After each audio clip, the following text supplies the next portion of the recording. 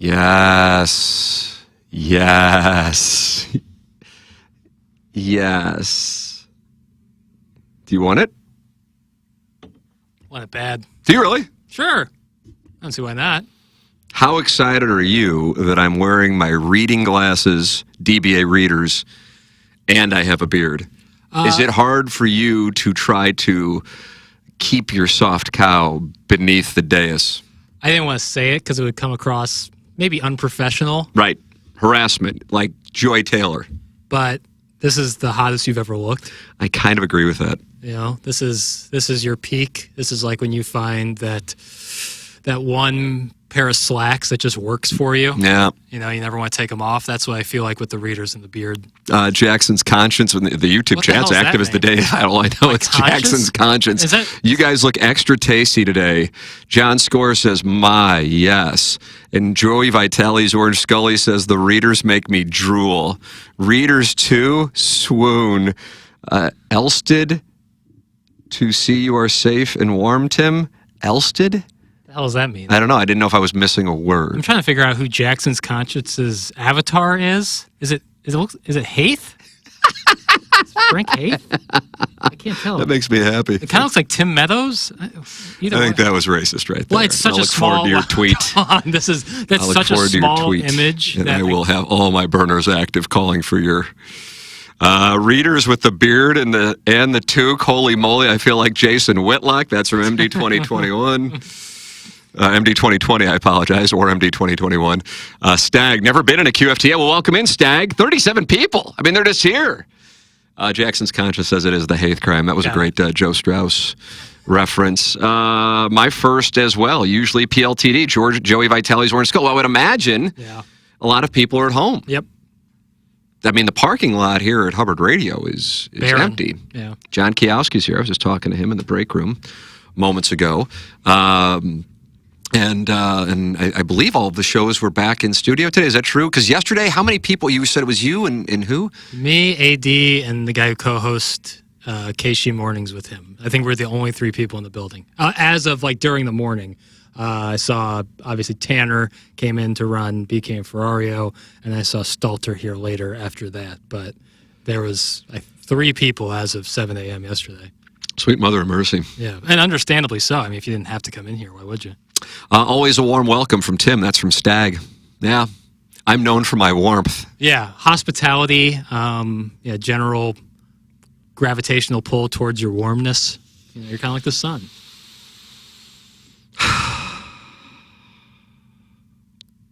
Neither one of you have peanut butter skin, though. That's from HB Cards. Ain't that the truth? I'm working on like a Miracle Whip kind of skin. What do you make of that situation at FS1? Oh, man. I mean...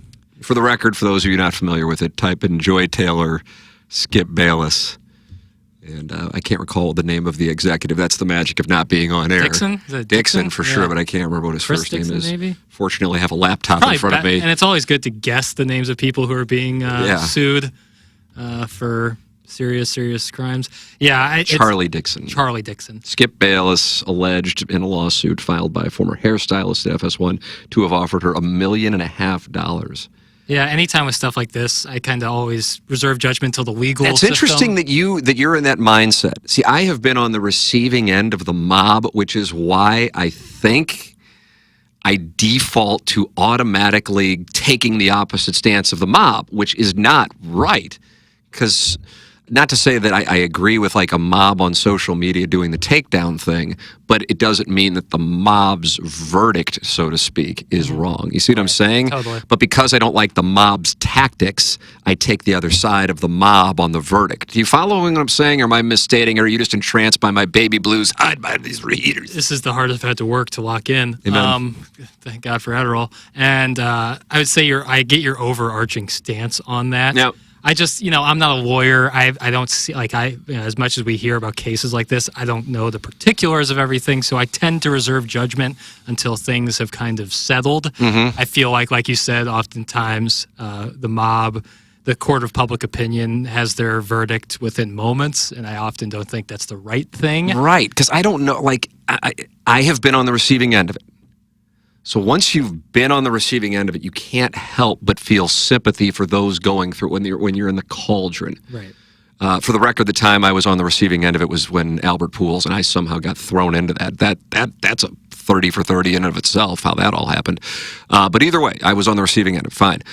And I'm just like, holy crap. I'm reading a bunch of things about myself that I know aren't true at the same time, and this is why I am, for lack of a better term, having sympathy, giving the benefit of the doubt to the parties that are having the allegations placed against them.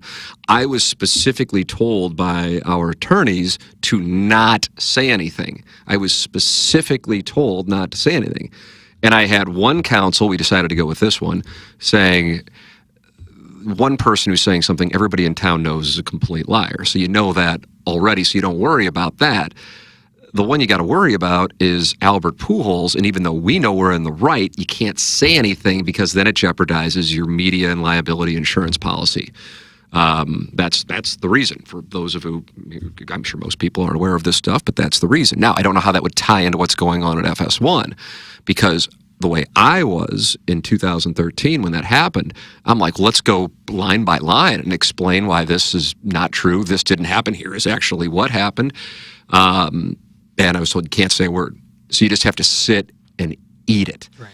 Now, with the FS1 thing, that's an individual thing, albeit it's under the umbrella of FS1, but it's an individual thing.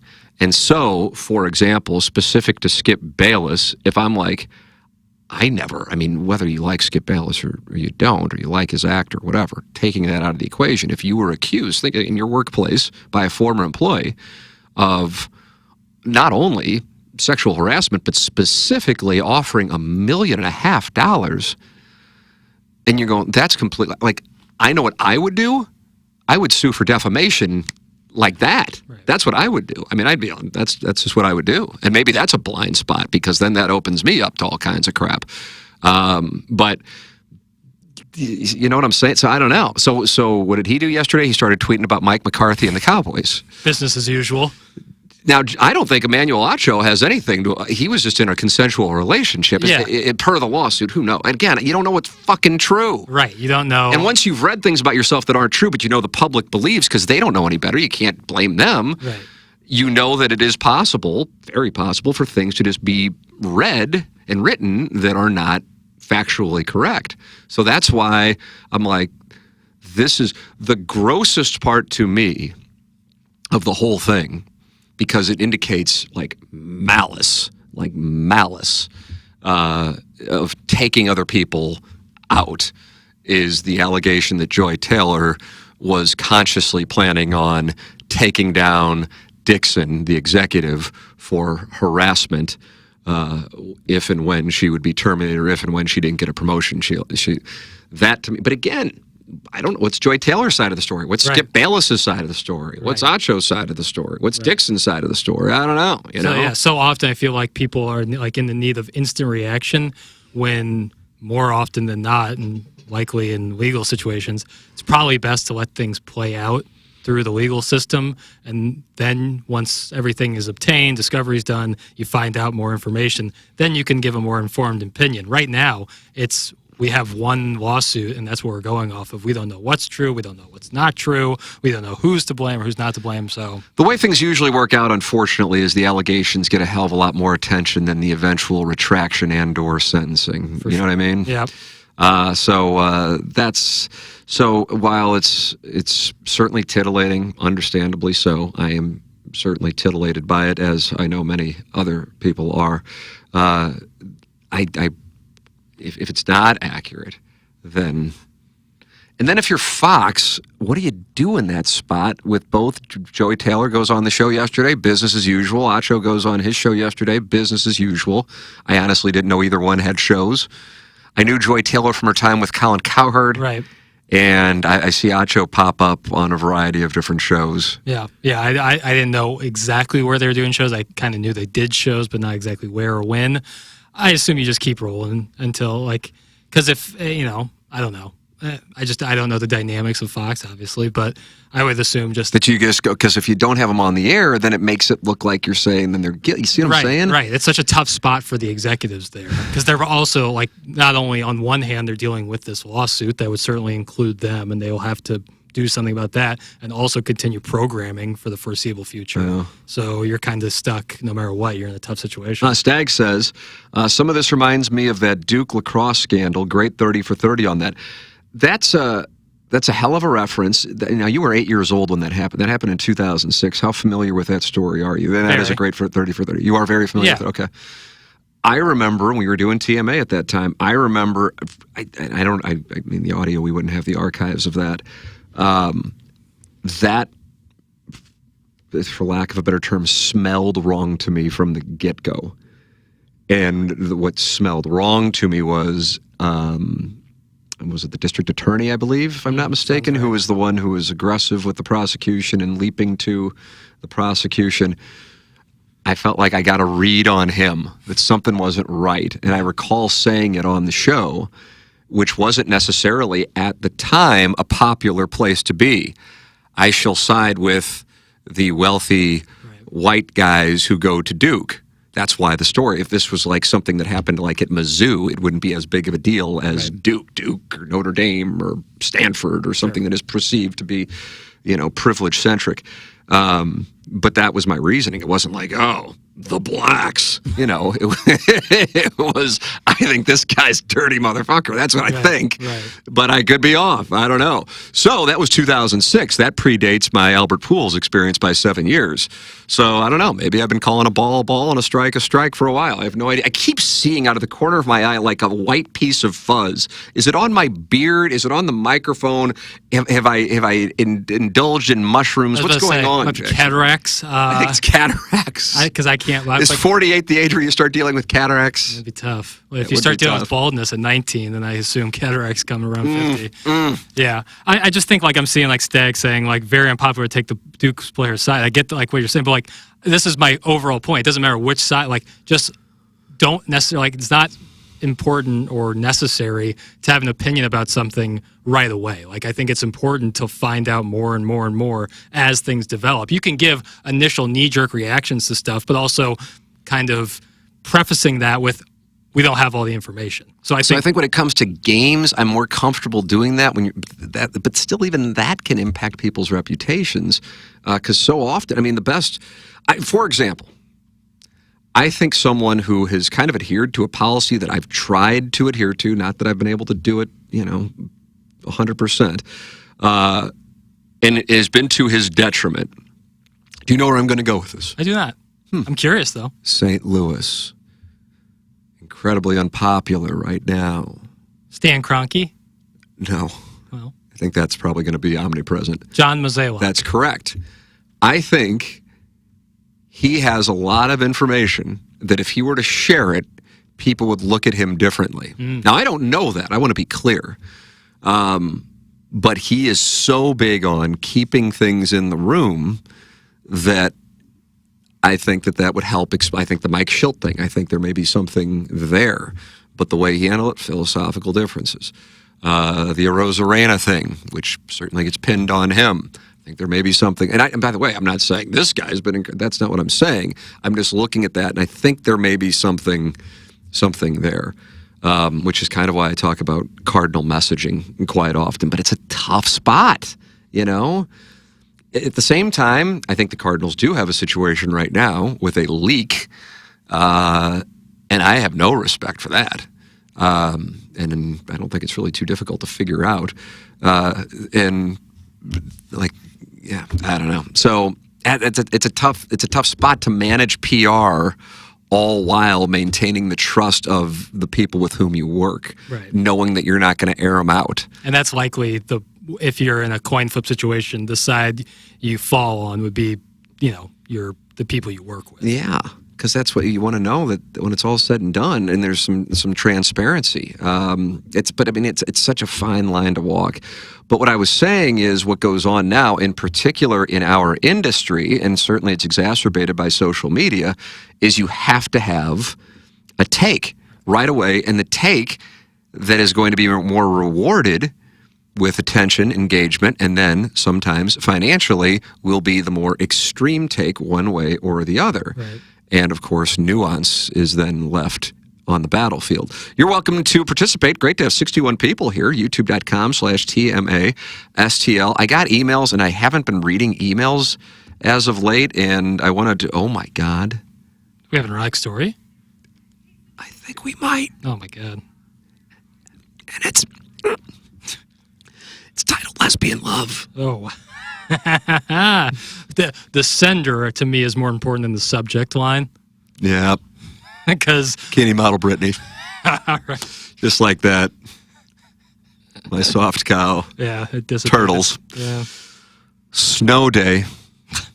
Dream sequence. I sit in the leather chair with Janie astride my lap. It's so nice. Astride my lap. Yeah. I'm going to check and see on that because there's a part of me that isn't sure that is the correct use of astride. With a leg on each side of. I think that's wonderful. I got to doff my cap.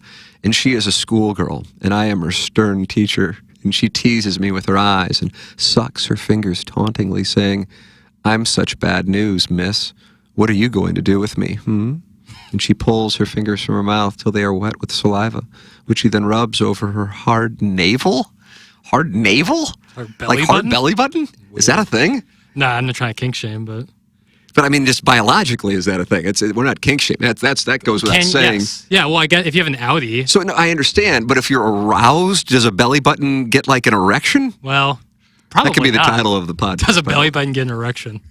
Yeah. But they talk about the FS1 situation. So dirtily, so tauntingly that I have to bite my lip to keep from moaning. You know, she smells like cream in a saucepan warming up, all sweet and thick, and she shivers like she can't contain herself. She purrs and murmurs, "Dirty girl." And feeling her so slick, watching her writhing body and feeling her muscles clench me as if they want to trap me there.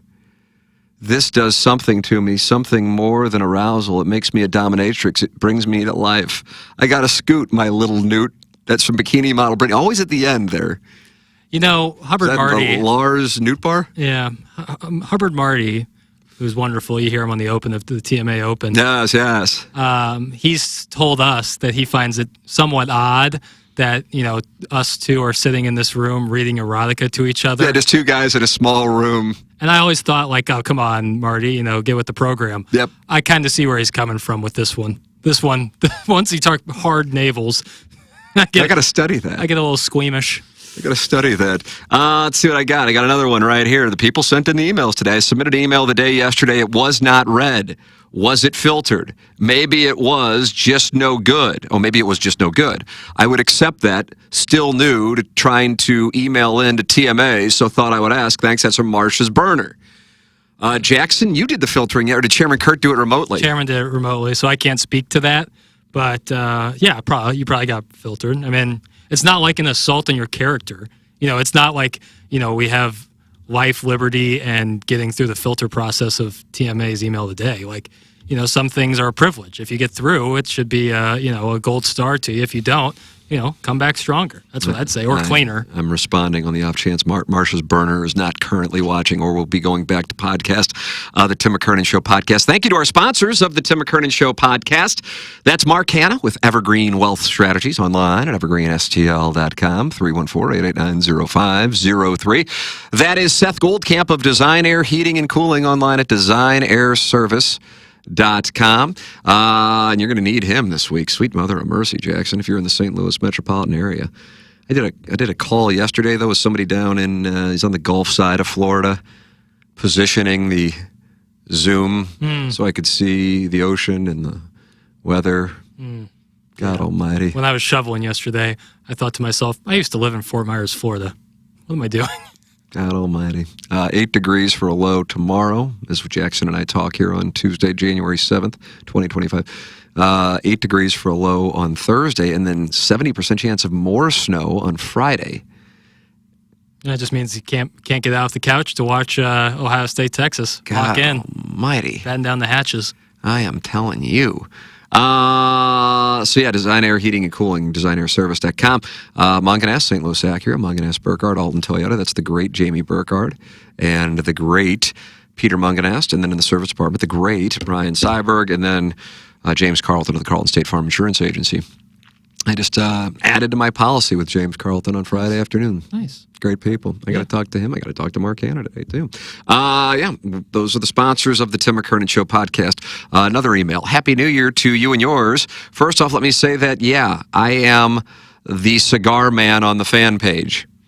It's good-hearted banter. Now, Jackson, I noticed I picked up a reed, and that was just out of the corner of my eye where I see this fuzzy thing.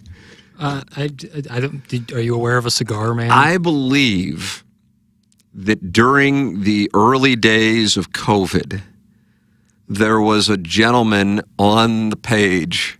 Now, we're going back almost 5 years Before now. my tenure. Who...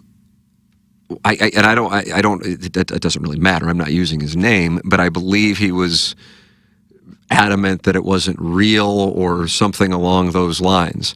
And he was a guy with a picture of his profile was him enjoying a cigar. Sure. He became known as Cigar Man. Okay, I thought he was like selling cigars on there, and I was like, Yo! yeah, for real. He said, it's good-hearted banter there. That's not why I'm emailing you this. I know you are an avid DraftKings nut. Well, I dabble on the Football Sunday contest, and by dabble, I mean $100 a Sunday on a few contests. The Sunday before Christmas, I got second in the Millionaire game. No way. Ooh, big money. Not bad for a novice player. A nice $100,000 payday. Yeah, Oh, fuck, man. This is great. I took the wire transfer out, and it's in my bank account. I'm curious how the taxes work. And if DraftKings will send me tax documents. So what was this, the last day? Oh, the Sunday before Christmas. So then it's going to be your 2024 taxes. I'm curious how the taxes work and if DraftKings will send me tax documents. I've emailed DraftKings and I haven't heard back. That's surprising to me. I know you play a lot, especially around the golf season, and you have your friend on there that's a big-time winner.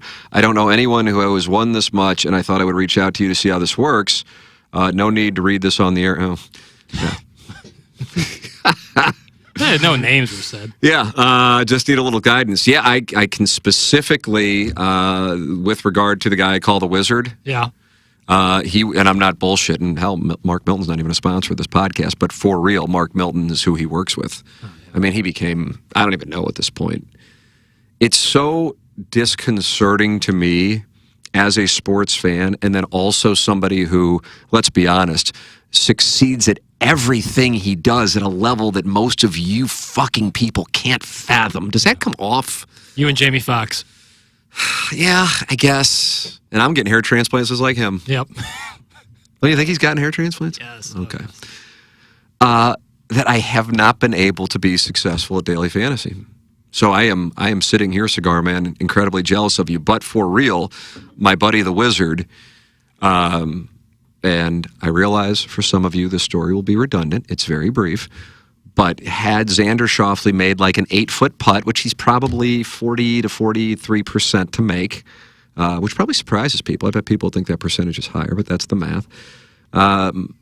He would have won. I don't think he would have won $1 million, but I think he would have won first place and $250,000. And he missed the putt, and my buddy won whatever, second place, I guess, second or third place. And I'm like, hey, man, what's up? And I just wanted to see how he was. I go, hey, how are you doing? He goes, oh, it's disappointing, but I know I'll win soon, so not a big deal. I'm just like, oh. It's like, that's a gangster. Yeah. Because if that happened to me, I'd be, we wouldn't stop hearing about it. Yeah. It like my wife would be sympathetic to a point, and then maybe like after 3 days, go, okay, we gotta move on here.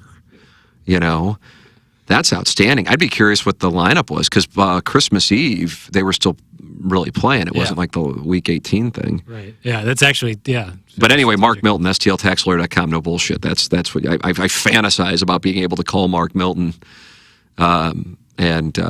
and saying, hey, I actually won on DraftKings because the Tam Avenue Capital Partner. That's what I think. This thing, all these things that are attached to us, that I have a gambling problem, which is really an amazing thing to me because I know I don't, but I know that it's out there. Mm-hmm. And if I did, I would talk about it. I've talked about my sexual proclivities and in gambling, certainly. But I think I just got a text from the cat. What's going on there? I think that you can look up, kind of like I did with poker, where I was profitable.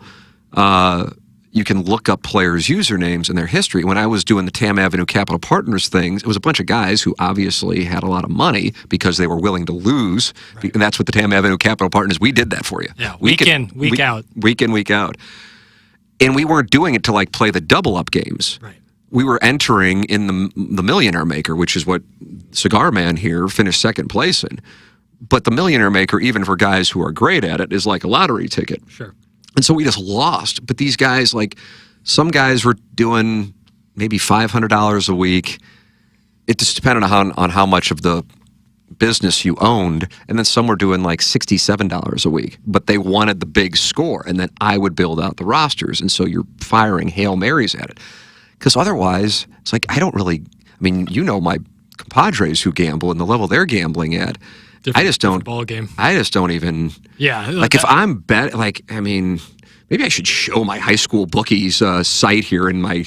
Sure, it looks just like the site I use. It's weak sauce, man. Currently, I own $66.75, so you can tell the numbers I'm throwing around. He's gonna collect. Last week, I lost $50 on December 31st, and I made $50 on January 1st, and I made $50 on January 3rd. Woot! Yep, drinks on Tim. So I don't know where that comes from. I think just because you talk about lines a lot. I think it's got more, I don't know. I mean, all I can tell you is I don't really care. People are welcome to say it. I can't do anything about it, but I think that's what it is. Because when I would play poker, there were databases. You could type in user names on PokerStars. Mm-hmm. This is going back a while now. And usually, if a player was a big-time losing player, they would play a certain way. And if they were a big-time winning player, they would play a certain way. And so I would go through, and I would see who was at the table, look up their statistics, and then enter those in my notes.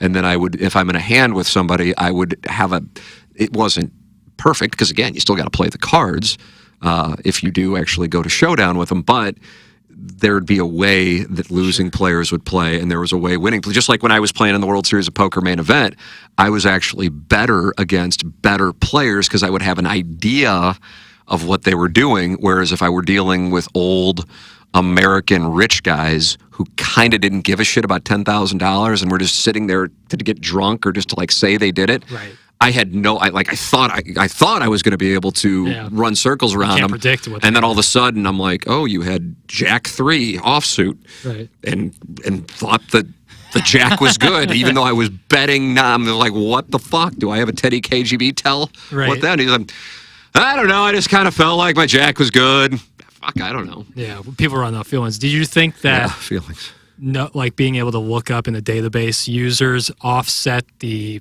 downside of online poker where you're not able to see the other players? And I learned to play online, and so for me, I actually thought I was a better online player than I was a live player. The other thing about playing live for me was I would be tournaments. 98% of the poker I played was not cash games. Right. And so if you commit to playing, or you're going to write about it like I did back in the day on InsideSTL.com, I kind of wanted to give the audience a sweat. Mm-hmm. And so therefore, you have to be willing to lose on the very first hand you're dealt. Right. Mathematically, that's the optimal way to play. And so by writing about it, I would kind of box myself into the moves that you need to make. You need to bluff, you need to shove with draws, you need to call feeling like you're ahead, but the guy's on a draw and you're going to be in the hands of the gods. So online I became profitable and I loved it. If that were there, it still would be tough to do now with kids. But yeah, we didn't have kids and was living downtown in an apartment above Flannery's, Jackson. Just high times. High times indeed. The oasis of downtown. It was the oasis of downtown. Let me see. I haven't been in the YouTube chat for a few minutes. I imagine there's things doing. Boy, it is active. It's 78 people. What do we got? People are just hanging out at home. Let's see what's going on. My boys are sledding today, I think. Tim, what are the odds that you and Derek Gould could do a long-form, deep dive macro pod on the Cardinals? Feel like it would be awesome because you both could go super deep on the last 20 years. Yeah, I'd like to do that. I would love to do that, actually. Derek texted me. He is a big fan of a restaurant my brother just bought. Oh, nice. And he patronizes said location. We're actually talking about doing kind of a Cardinal. Maybe we'll do it there. That'd be a good idea. that's not a bad idea. Yeah, he texted me when he was on his way. And he says he hangs out there quite a bit. So maybe we'll do that. Got a listener right here. Yeah, I enjoy doing those. Because I think he was doing stuff with KFNS before it shut down. Mm-hmm. I don't think he's doing anything now. I don't know. Yeah. I'm not saying that. Like, He has a podcast, but I don't know what. But he's not tied in with a radio. Like, in other words, would he be allowed to do it? Yeah. Like Ben Frederickson, before he stopped doing sports writing and sports casting, KTRS wouldn't let him go on other stations, right? For example. That's what I'm talking about. Let's see. I don't understand how that negotiation comes about. Does he start at 500? Oh, this is Skip Bayless. Does he start at 500,000 and get to $1.5 million before pulling his offer? Or does he say $1.5 million, and when that doesn't get it done, he bails? Let me tell you something, and I want everybody to listen and listen closely. I am on a mission that I'm starting to come to terms with I might not ever accomplish, and that is the less popular MFF. Mm-hmm. Of course, $1.5 million for me is, at this point, dropping the bucket. Yeah, I hope people know that, because I like to talk about my Truth money, hurts. And I always leak my contracts to the Postage Badge. They get really mad at it, even though you leak. Exactly, even though I'm the leak. I'm on the 5th level. It's unbelievable. But I'm trying to, let's say that it's live. And not only is it live, okay, fucking idiot, I'll do this. No. I want this. Right. Oh my God, you gotta be horse fucking me. Let's go to Vegas, Miami, Scottsdale, something, something, the lake, somewhere cosmopolitan. And let's get in 2 of your all-time favorite lasses to just have the Trib Festival of all Trib festivals. I don't even know how. I guess if you got it, I don't know. But for me, that's my ultimate kink. Mm-hmm. That's where I am. Kink shame me if you will. That's fine. That's where I am. But for me, this is me individually. I'm not judging Johns. I want that out there. I'm not judging Johns. That's the title. I'm not judging Johns. That's a good one. I just... And this was the same deal at strip clubs.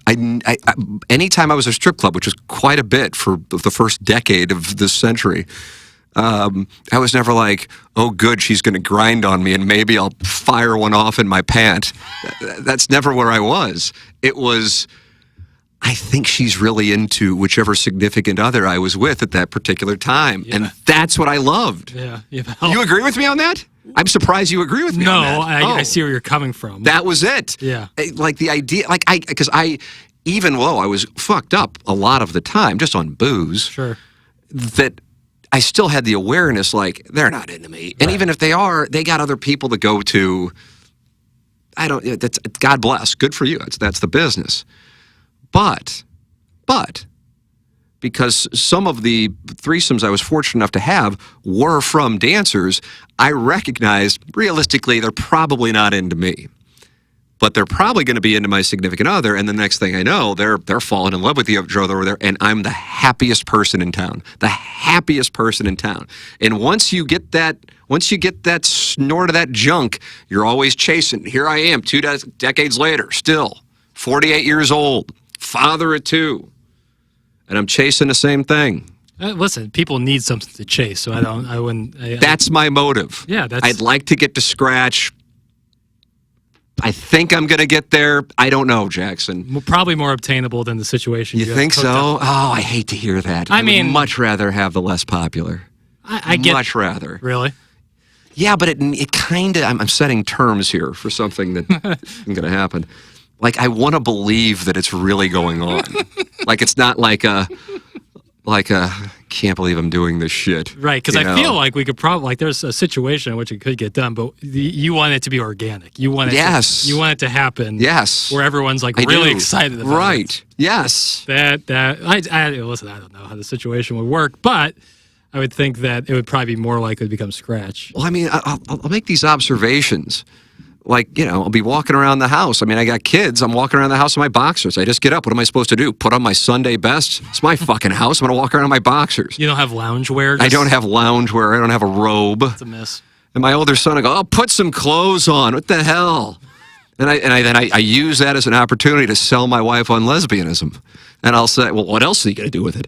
And I'll say, this is the thing. I said, listen, you little motherfucker. First off, you're lucky you have this blonde hair right now. I don't know where that came from. But you got about 10 years before that might start thinning. Yeah. So I used to bust my dad's ass about being bald. Now look at me. It's a mess. And I said, and look at this. This is the male body at 48. This is a fucking disaster. Why aren't you trimming? Why aren't you trimming? For real. Like, I mean, we're just gross. Yeah, I know. But do women look at women the same way that men look at men? Again, we're operating on we're talking hetero here, where we're all for bisexuality. Sure. And pansexuality. Thank you. Yeah, whatever else you might fall Absolutely. into. It's a non-kink shaming program. Yeah. But there's just no way. Like, I don't get it. What are we doing here? Why wouldn't you turn to another woman? Yeah, it's when you look at it through that lens, I would say this is another prime example with Hubbard Marty's thing where we might need a woman in here to provide some insight onto why the male body has its perks. But yeah, just in a vacuum. But I mean that now we're ignoring the virtue of the strap-on. Yeah, there is the virtue of the strap-on, and that's another great name that I'll bank for later. The virtue of the strap-on. Because we don't judge John's is just too good. Yeah. But yeah, it's a tough thing. Back to the strip club thing briefly. I'll take all your questions. Never really been into it. I have to think that's in part because I grew up with the internet and naked women were always just like a click or two away. Yeah, but I had that. I mean, I can still remember like connecting my dial-up in Little Rock to like some stag site when I was working there in '99. Were you really taking your life in your hands when you do that? Because your computer just might be totally fucked if things went sideways on one of those dial-up I mean, things. I guess. I mean, my wife was saying her computer is like a decade old, and this thing is beat. It's like 5 years old. Yeah. But that's the magic of a MacBook because, and maybe it's because I used to play so much poker. Sure. On my Dell computers that I would go through them like at least one a year. Really? If not. Wow. But I mean, back when I was in Little Rock, it was a fucking desktop. Yeah. I mean, Jesus, that's how far we're going back 25 years. Yeah. But hey, whatever you got to do. I'm in Little Rock. However I got to get my pornography, I'm going to get it. So it was like magazines? Like, was that really? No, I didn't really. I mean, I guess growing up like in the 80s, there was a dad who had a Corvette and a stack of Playboys. I wonder if people look back at that time with reverence or just think like, boy, aren't we in a better place? No, I mean, you'd get the tingly feeling from it and go, what's going on there, buddy? Yeah, people probably had greater imaginations back then. I guess so. Had to have, right? Cause now I think that's why people are into all kinds of shit that they weren't into just a few decades ago 100%. Because you get bored sexually. Desensitized. That's exactly right. 100%. Let's see. I agree with Jackson. You might need to change the title to The Sausage Party with all the erotic reading. That's from Toy Maltese Mafia Family. Jackson's Conscience just said Chairman Vladimir. D'Angelo Hopkins says filtered. Can't remember why. Keep trying, boy. Marsh's burner. All the nice weather in Florida would not compensate for your house being destroyed in a hurricane. That's from Jackson's Conscience. Boy, it's a tough spot. It's a tough spot to pick up and move the family. And the insurance thing is a monster thing. For whatever reason, and I'd be curious, I don't know how many people we have living on the Gulf side and how many people living on the Atlantic side in our podcast listening audience, but email me at tmckernand@InsideSTL.com. I know the Gulf side is having issues with real estate, but the Atlantic side, and I'm talking like Palm Beach County, Broward County, Miami-Dade, is not. Yeah, popping. But they're having issues with real estate on the Gulf side, and I have no idea why that is. Not like monster issues, but prices are dropping.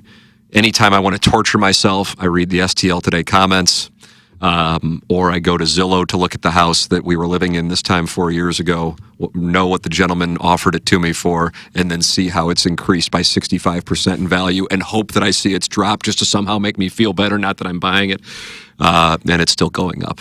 Zillow is one of my favorite apps just because it's fun to like pick a city and just like look at the most expensive house, like see what the architecture kind of looks like. Super fun. I'll do it into the Hollywood Hills. It's fascinating. What do you see? Anything stand out to you? The house from Beverly Hills Cop. which is also the house in Godfather and Fletch. Is that right? When Khartoum, when they put the I think horse's that's head. offensive.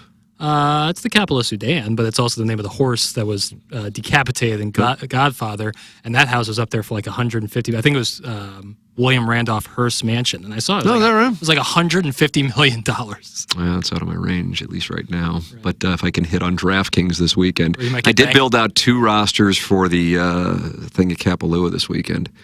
Which Scheffler is not playing in, right? No, this past weekend. Which he also did not play in. Right, that's correct. I feel like if he's not in it, it makes a much wider delta of who can possibly win. That goes without saying. He's the best player in the world. Yeah, the field for this thing this week is usually lesser. Plus, a lot of those guys flew back across the globe to be in Palm Beach Gardens tonight for that TGL thing. Oh, that's right. When that first was announced, I was like, God, what is this? Plowhawk was passionate. Oh, was he? That doesn't surprise me. I remember correctly. I was right there with him. And now, because I know exactly where it is, for those of you who've been to spring training, if you can picture the Marriott that's right off 95 in PGA. And Jackson, you're going to get your first taste here in a month. Yeah, first one definitely with TMA. Yeah. Oh, you've been to Jupiter? I have, yep. I thought you said you hadn't been to Jupiter. What the fuck's going on with you? There's a lot of lies coming from you lately. Oh, I have. I actually went the last time I was at spring training. A friend of mine does a lot of... Private Citizen Pete. No, this person has never been mentioned. Does a lot of photography. This family does a lot of photography. And we got to go down there. And like for beaver hunt? I don't know the reference, so I can't say one way. Portraits, a lot of portraits. Hustler, and women would send in amateur pictures, and the important thing was for them to be very graphic with the spreading of... I'd love to be meet the guy who took those pictures in and filtered Well, the guy them. was usually a guy, who was taking a picture of his significant other. Oh, gotcha. Yeah, well. And navigating the toughs. And probably with they'd have to go get those pictures developed too. So yeah, at Fox Photo. No, this person did a lot of portraits, and we got to go down there, and they were actually snapping photos of Mike Matheny and his family. Oh, so, we have a pretty sweet treatment down there when we went. So you've been there within the last 10, 12 years. Yeah, actually, probably would have been like exactly 12 or so years ago. God bless. Yeah, really fun. Love Jupiter. Okay, I thought I was going to be able to show you things exciting and new. It's been such a lot. We were there for one day, so it was not like it's so insane that now I realize this is for this TGL thing that's debuting tonight on ESPN, where they're playing in a simulator. But I was like, okay, I play in a simulator. Who the fuck wants to watch this? But it's like a monster dome, and it's just toward the ocean. That Marriott at PGA in 95, just like I don't even know if it's I guess maybe a mile down past the mall. That's where they built it. I always was like, where I thought there was in West Palm, but it's in Palm Beach Gardens, and it actually looks pretty damn cool. I saw someone taking a sand shot. It looked unbelievable. Yeah, I think Lucas Glover, who lives in Jupiter, Matthew Fitzpatrick was. So I'm like, plus there's nothing on. You got the Blues tonight, and then there's going to be a flood of things with Penn State, Notre Dame, which I am emotionally invested on. And lesser emotionally invested on Texas and Ohio State. But I really, for my parents' sake, like at Notre Dame winning, I didn't realize how much it meant to them. Sure. I am really wanting to see Notre Dame win. So therefore, I care. I mean, it's not like I'm like living and dying with Notre Dame, but for my parents' sake. Yeah. Missouri plays LSU tonight in Columbia. Fight Tiger, beat Tiger. 8 p.m. tip-off. Brutal. Which really means like 8:15, or you won't be able to watch the game until... because they schedule it all. Gabe really gets hot and bothered about that. He goes, I don't know why they keep in these 2-hour time slots. Colonel's right about that. Yeah, he's dead on. So anyway, I'm anxious to see it. But Jupiter, which was like a little... like they had to explain where it was when the Cardinals moved there in 98, has become this... Really? I didn't know that. Oh, yeah. It was farmland wouldn't be. It was barren across from Roger Dean Stadium, and now it's got a franchise named after it. I know it's in part because that's where all the guys live, but in this TGL thing. So I don't know. It's an incredible place, but things are. I was texting with somebody who the listeners would be familiar with last week about price points for. It's out of control for real. Won't give the number, but the place I was playing at when we lived there for 6 months in 2021, if we're operating on the premise, Jackson, that the initiation fee was X in 2021. When we left, in June of 2021. This was January 2021. It's X. When we left in June of 2021, it was 3.5X of what it was in January. And I'm not bullshitting now. It is now 16X of what it was in January of 2021. Jesus. With a wait list, by the way. And that is kind of a middle of the pack course. This is not a medalist or, Grove or something like that situation. It's a nice course.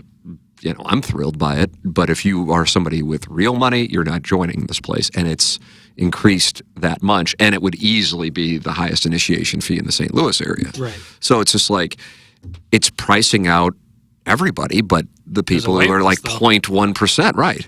So it's just it's otherworldly. So I mean, hell, like I said, I've signed here and I'm here for the long haul. So that's the way that it is. But yeah, I think if it were more realistic, maybe I would have thought long and hard about the possibility. But it's so unrealistic. But the insurance for the more of the middle class situation there, the insurance because of the hurricanes, as was brought up, that's what's caused people to start moving out is the insurance premiums. Let's see what I got here.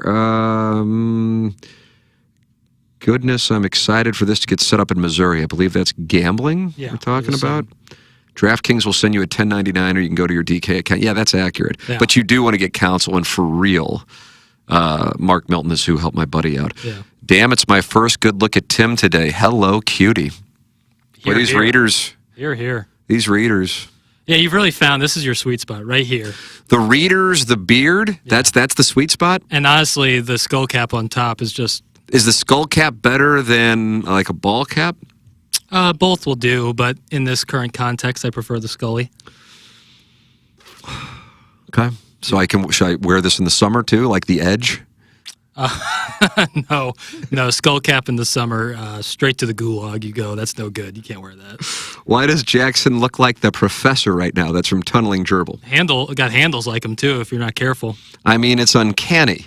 Yeah, you want to see? Give me the rock. I'll show you. Go right between my legs. Give you the spider. Hello, everybody. That's from Doug Joseph. Let's see. Is there any upcoming TMA Live event at a Hot Shot soon? That's from Afton Soccer. I think we're kind of out of the TMA Live business. We haven't done one since we've been at Hubbard, I don't think. We would do like the pre-party things for the Dotem, which were kind of TMA Live-ish. Yeah, I guess that's it, though. Yeah. But they wouldn't play the next day. Yeah, that's it. We were doing them once a month, and when we were KFNS, and that was just not something that I don't think Hot Shots enjoyed either, much less us on the program.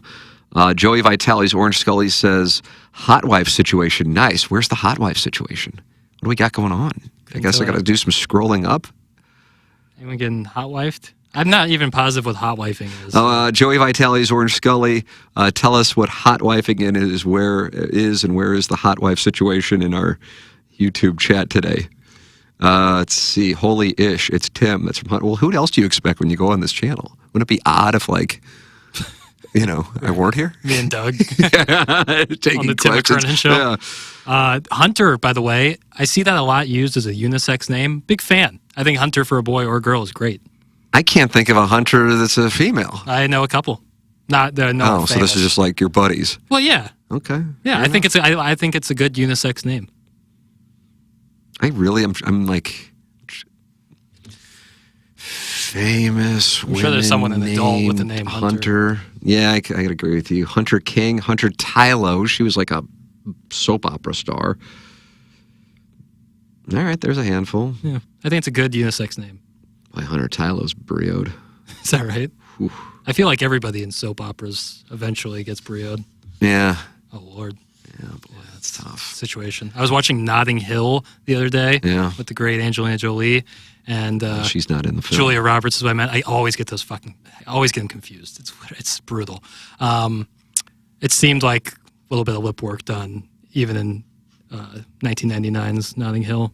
Think so? Really? Felt like it. Because in Erin Brockovich, same thing, which was the next year. Never right. Yeah, maybe I'm off. Could be wrong. She's great in it. Hugh Grant. Boom. Who would you rather hook up with, Hugh Grant or Julia Roberts? In Notting Hill, Hugh Grant. That's the whole problem with the movie. The whole problem with the movie is that they treat him like he's a dopey loser, and Hugh Grant's the most handsome man I've ever seen filmed on camera. Well, I mean, there are guys who have a great appearance but no confidence, and therefore they have lower EV with high caliber women. And then there are guys such as me who bring nothing to the table physically, but yet have really a totally unjustified confidence. And then sometimes we're able to hunt and gather perhaps more from the campsite than one would expect. Yeah, but he was like charismatic. He just like owned a shitty bookshop, and he had like lived with like Larry Bird, like the British Larry Bird. You ever been to Harry's on a Friday night when Dr. Gervais is playing? I didn't understand half of that sentence. You ever been to parties in the park? That I've been to. Have you really? Well, a variation of it. Real? Where you at? I'm not gonna name names, but What the fuck's it matter? It's a generic event somewhere. I've been to like events at the park that feel like it's time to flex. Like Shaw Park? I don't think they have any events at Shaw Park. That's where Parties in the Park was. Was it? Yes. Oh, I thought it was. I'll tell you, there's a lot of lying going on over there lately. I wonder what's going on with you. I'm not lying about Hugh Grant. Oh, Francis Park. That'd be beneath you, of course. I've been to parties at Francis Park, not necessarily like parties in the park. What were you doing, like Grub and Groove. Mad Dog with the DeBerg and St. Mary's kids? I have seen fireworks at Francis Park, which seemed like they were done in a clandestine manner. Now, what did that mean right there? What did you say right there? I'm not sure it was sanctioned by the city, but it sure was fun. That's because Tishar is traveling. That's fair. Yeah. Let's see what I got. I'm so happy my girl is bi. Haha. That's from Droid Effects. You know Tip what? of the cap. I am so happy too. I'm so happy for you. God, I mean, I'm just trying to like what that would be like. That'd be the greatest thing. Yeah. Don't you agree? You don't agree? I can tell you don't agree. I mean, with it, like the greatest thing, like What's better? Honest to God. what is better? Yeah. And you know what? Honestly, I actually want to answer that question. I want to really workshop this. What in the world is better than bisexuality in women? Is that Like the question? no. Like you're in a relationship with a female who is bisexual. Yeah, I mean, I guess I don't know, loyalty. What are you, John Cena? I'm not like I'm wearing camo. Like I don't know, like the pure happiness, trust. But that brings you pure happiness. It brings you trust when you're like, oh, she's hot. It brings you true happiness. But that's what I'm saying. Am I off on this? I really feel good about this take. Well, for you, yes, I think it is. Like kids can bring you euphoric happiness, the greatest thing in the world. However, as any parent would be able to tell you, they also can provide you with a lot of headaches and downside and worrying, you know? Right. If I'm sitting there with my wife and we're just like, hey, you want to go bang her? Oh, what's better than that? I mean, I enjoy White Castles. Right, but I enjoy the fries at Chuck's Hot Chicken. But like in a vacuum, like if your significant other was like bisexual, but she was like a cretin and like What does that mean? What is she, a cretin? like a bad person, like putting cigarettes out in your shoes or something, like then you'd be like, oh, well, maybe this bisexuality thing isn't all cracked up. It's just all right. I'm going to isolate it to my current situation and say, if my wife were as on board with women as I am, I mean, yeah, I think you would be elated. Oh. But then I think just naturally, as human nature, you'd find something else to be your goal, you know? I don't know on that. You think you'd be content? I don't know on that. I always use the analogy of disappearing from television. And I remember saying, I said, I'm not going to go back on TV. I have no interest in doing it. People are like, oh, you'll be back on TV. I'm like, I don't like it. I don't need to be on. I don't need the validation from like the olds who watch TV. I don't need it. I don't fucking care. It's like when I'm done doing this, I'm gone, brother. I'm like, because who was saying that? Tom Holland, was he the one that just said that? I think I saw an interview because he just got engaged, didn't he? Yeah, isn't there? I'll be gone. Yeah. Like they'll be like, where are they now? Frank Cusimano. Well, okay, Tim joining us right now. We haven't heard from him. That's where I'll pop up. All right. But I'll be gone. Sure. I'll be gone. I once I find what I like, I'm gone. And if I was sitting there in my bed and we're not watching Landman, but instead we're scrolling through, my wife and I have what is that, 3Fun account? Is that a threesome app? I think Doug's Glue Guzzlers talked about that. Is that right? I think so. And we're scrolling through and like we're lining up. Yeah. Like the other girl on the other end's like, oh, fuck this guy, but she's hot, so I'll let him sit in the corner. Fine by me. Right. And so you think you'd be whistling Dixie around? Oh. TMA would be better. This podcast would be better. I'd win more on DraftKings. I'd be shooting under par. Food would taste better. My lifts would be taller. Yeah. Everything would be better. You'd be walking on air. God. I would tend to think that you would find another target to. For real, I don't think so. That's everything. All right. I'm just telling you. All right. Hey, listen, you know you better than I know you. Let's see. Tim's glasses are a turn on. Thank you. Well, these glasses Been really established. Yeah, but I mean, I'm just reading everything. What are your biggest fears? Heights, werewolf dolls, spiders, Butch Patrick's werewolf dolls. Heights, I'm not scared of. I am scared of heights. Really? Yeah. So like roller coasters out on? No, that doesn't affect Because me. you're But if I'm secured? standing, Yes. the fuck was I doing with my kids here relatively recently? And I'm like, oh boy, this is a little. Oh, my buddy's building a house. Guy, you know, Oh, yeah, one of yeah. the gamblers. Sure. And we visited his house, and it's not done, but it's what do they call it? What framed, I guess, would be the Sure. proper term. I'm not really a. Yeah. Well, manual labor. That's right. That's Flew high. right. Exactly. Thank you. Yeah. And so, like the window, but the glass isn't in yet. Right. And I'm like, okay, stay back, boys. In reality, it's like I'm pissing myself, and we're just like on the second floor. See, I'm kind of similar. If we're like, I remember specifically at like the Moonrise Hotel, that little rooftop bar area, like I'm totally cool being in high up places. Just don't touch me when I'm up there. Like if someone were to like grab my shoulder real hard, Ooh. like I can Bill. feel my palms getting sweaty even Yes. talking about it, as it just makes me uneasy. So like roller coasters, I'm the same way. Like roller coasters, I'm cool with, like because I'm locked in and secure. Obviously, still scared, but that's part of the point. But if I'm high up at some rooftop bar or something, and someone touches me, it's like, hey, back off. I hiked Camelback Mountain, which is it's not necessarily, Scottsdale. but yeah, it's not by any means like No. doing Everest or something like that. No. But like there were times when we were walking around like the corner and you're kind of getting close to the summit, if you even want to call it that. I mean, it's kind of a hill. Yeah. And I'm like, wow, there's nothing there. I mean, what are we doing? What need a am I barrier. fucking doing? Yeah, I don't like no barrier. Oh, for real, I feel my 100%. I'm the same way. Oh. Yeah. I can't, like, I'm up there and I'm going, I can't believe I did this. And I got to get down. This is a motherfucker. What am I doing? So I wouldn't say I have like a straight fear of heights, but I am height cautious. Height cautious. I have a fear of it. I am not afraid of werewolf dolls. I support them. Yeah, I don't care for spiders. Yeah. Mice, rodents in Gerbils? general. If it was loose. Yeah, one that's under control in a tube Like with if a it was, lighter. yeah. Yeah, then it's your especially. ally. Or, yeah, famous actors. No beard equals ball cap. Scully equals beard. That's from Joey Vitale's Orange Scully. So if I have the beard, I wear the Scully, and if I don't have the beard, then I wear a ball cap. That's I think the beard looks good, ball cap, Scully, or otherwise. you know, my wife hasn't said anything about this since I started growing it again. Don't mention it, because then, Well, I think she sees me. well, yeah, but, Well, I was ill over the weekend, oh, really? and I had some, not like the vomit thing that I had Sure. going a couple weeks. Holy shit, that was brutal. But like the coughing, sore throat Yeah. thing. And so I'm just like on Saturday night, and I knew, we'd be going to work to do the show. It was a matter of whether or not we'd be doing it from home Right. or in studio. And I'm like, I don't like to sleep in super late on Sundays because then it fucks me up for going to bed on Sunday nights. Mm-hmm. And I'm like, I gotta take NyQuil because I gotta make sure I get a good night's sleep. Holy fuck.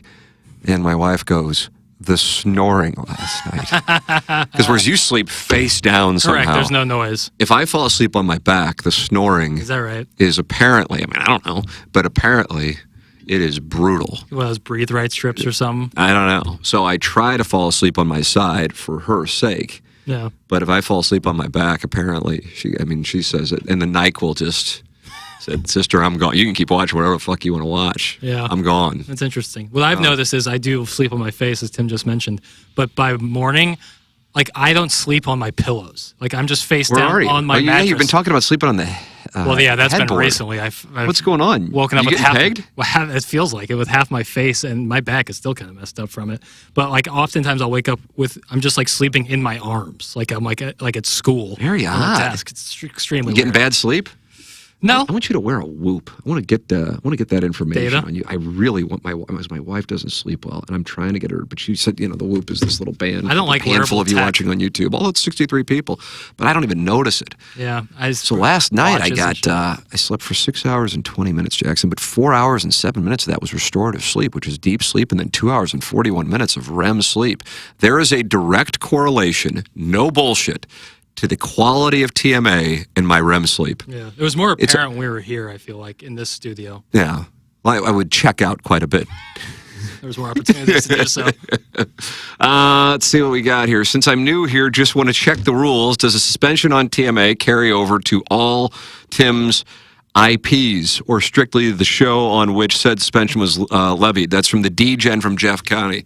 That is strictly on TMA. Yeah. That's where Doug has jurisdiction. Yeah, he doesn't have, he has jurisdiction from 7 to now 11. After that, this is our town, see? Joey Vitale's Orange Scully is back with his explanation on the hot wife situation. No, it was a reference to watching your wife with ladies. I think you can hot wife with females, but I don't know honestly. Is that hot wifing? I never know. Well, we've had an overlap of hot wifing, cucking. My mission is the less popular MFF. But in fairness, you'd be okay just watching the two women. Yeah, absolutely. Yeah, I mean, I feel like that's the win. Right.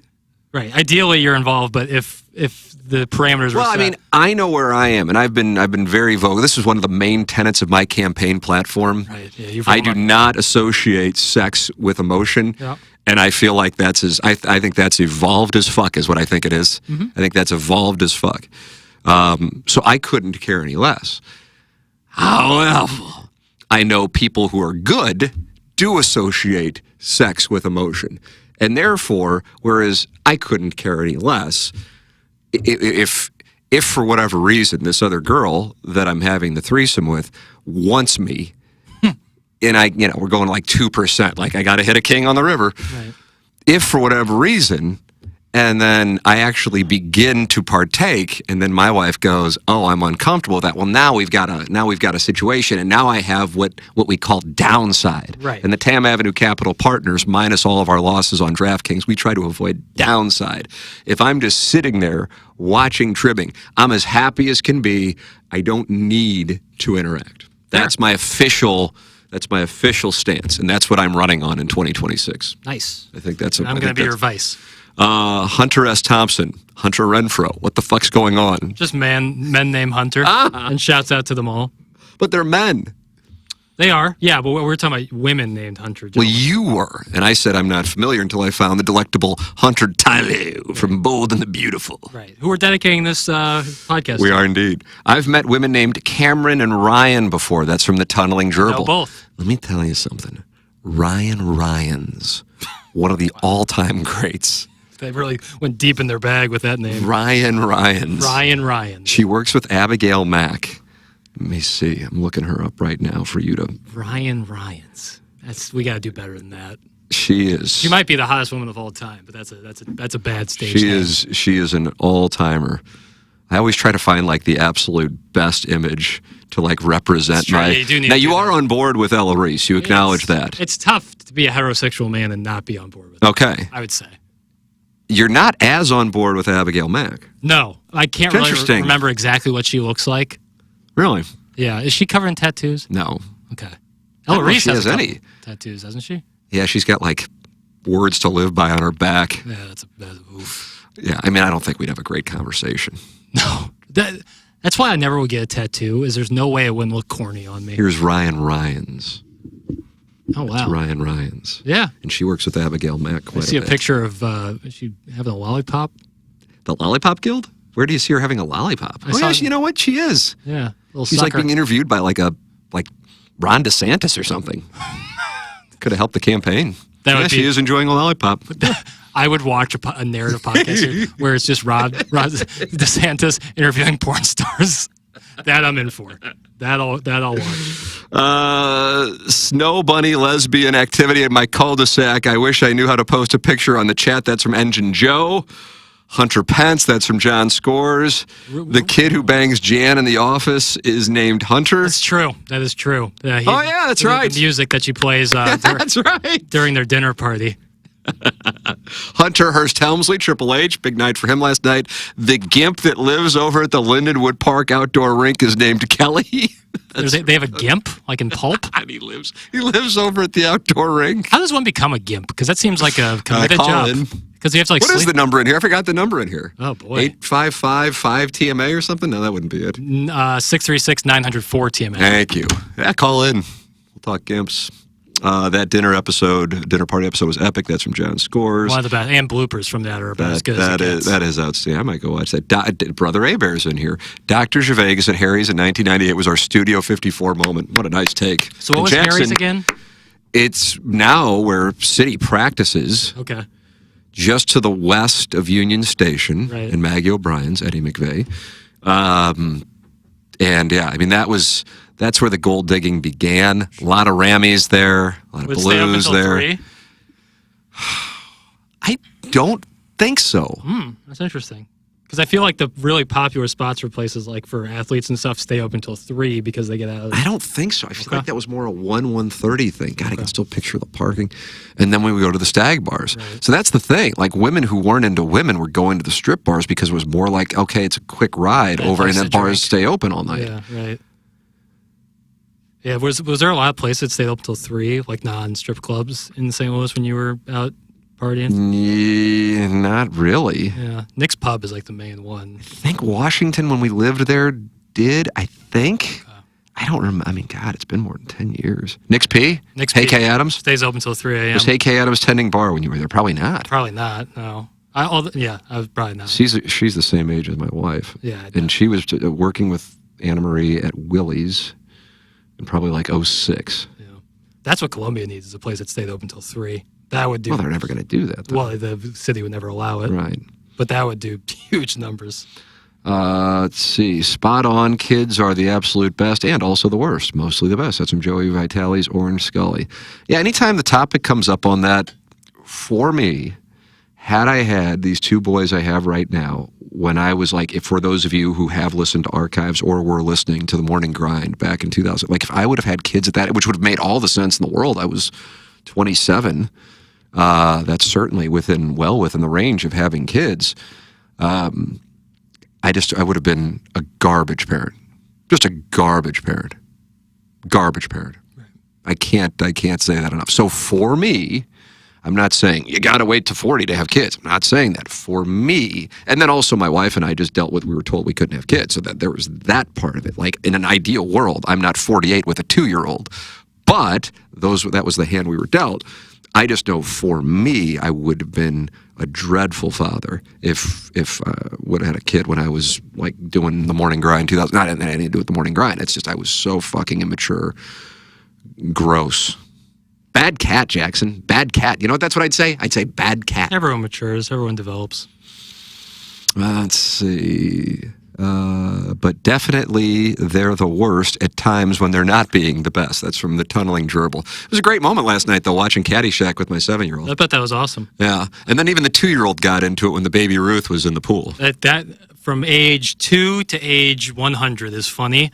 I assume kids like your son probably really liked Bill Murray because he's kind of enjoyed talking Carl real Spackler, goofy. sure. Yeah, chasing the gopher. I wish he wasn't chasing the gopher so damn much. It's the one downside of the movie. But like I think Judge, like as you grow older, have an appreciation for Ted Knight's Knight, like because the movie isn't nearly as funny unless you have a great. I agree with that. Like antagonist. just like the little. Yeah, and he's so perfect because he's like, it's great in the context of the movie because he's like this traditional actor from Mary Tyler Moore's show, and all these guys who had never even been in movies before. Dangerfield, who's never been, he's just got into comedy a few years before and never been in a movie, and like they're acting like assholes, and he's trying to be kind of straight, and it works perfectly for the movie. It's so good, and yeah, your appreciation for it, like I don't know what he enjoyed. I know he liked it. He loved the Goonies.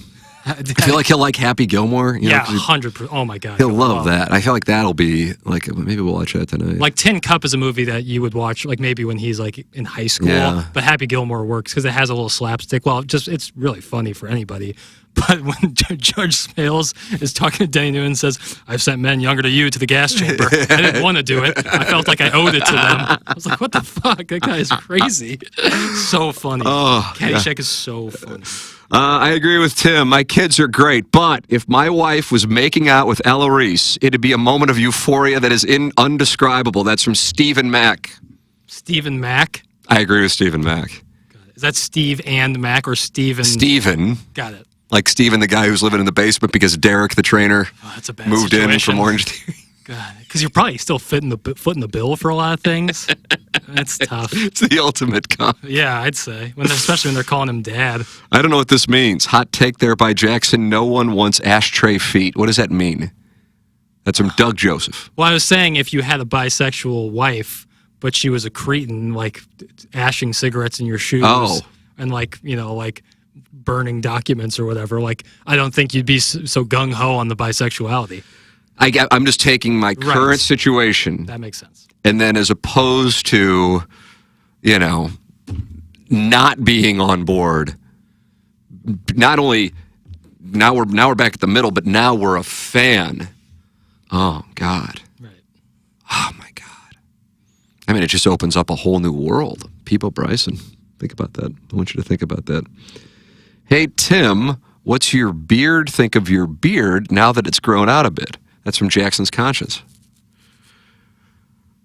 Oh, like as in my wife, who, of course, I'm not really interested in. She's beard because I am you enjoy playing the role of a heterosexual. Sure. That's what I was just saying to Jackson. We really haven't talked about it. But I don't think she's a big fan. And so we were in the Bahamas last year for her birthday with a bunch of people.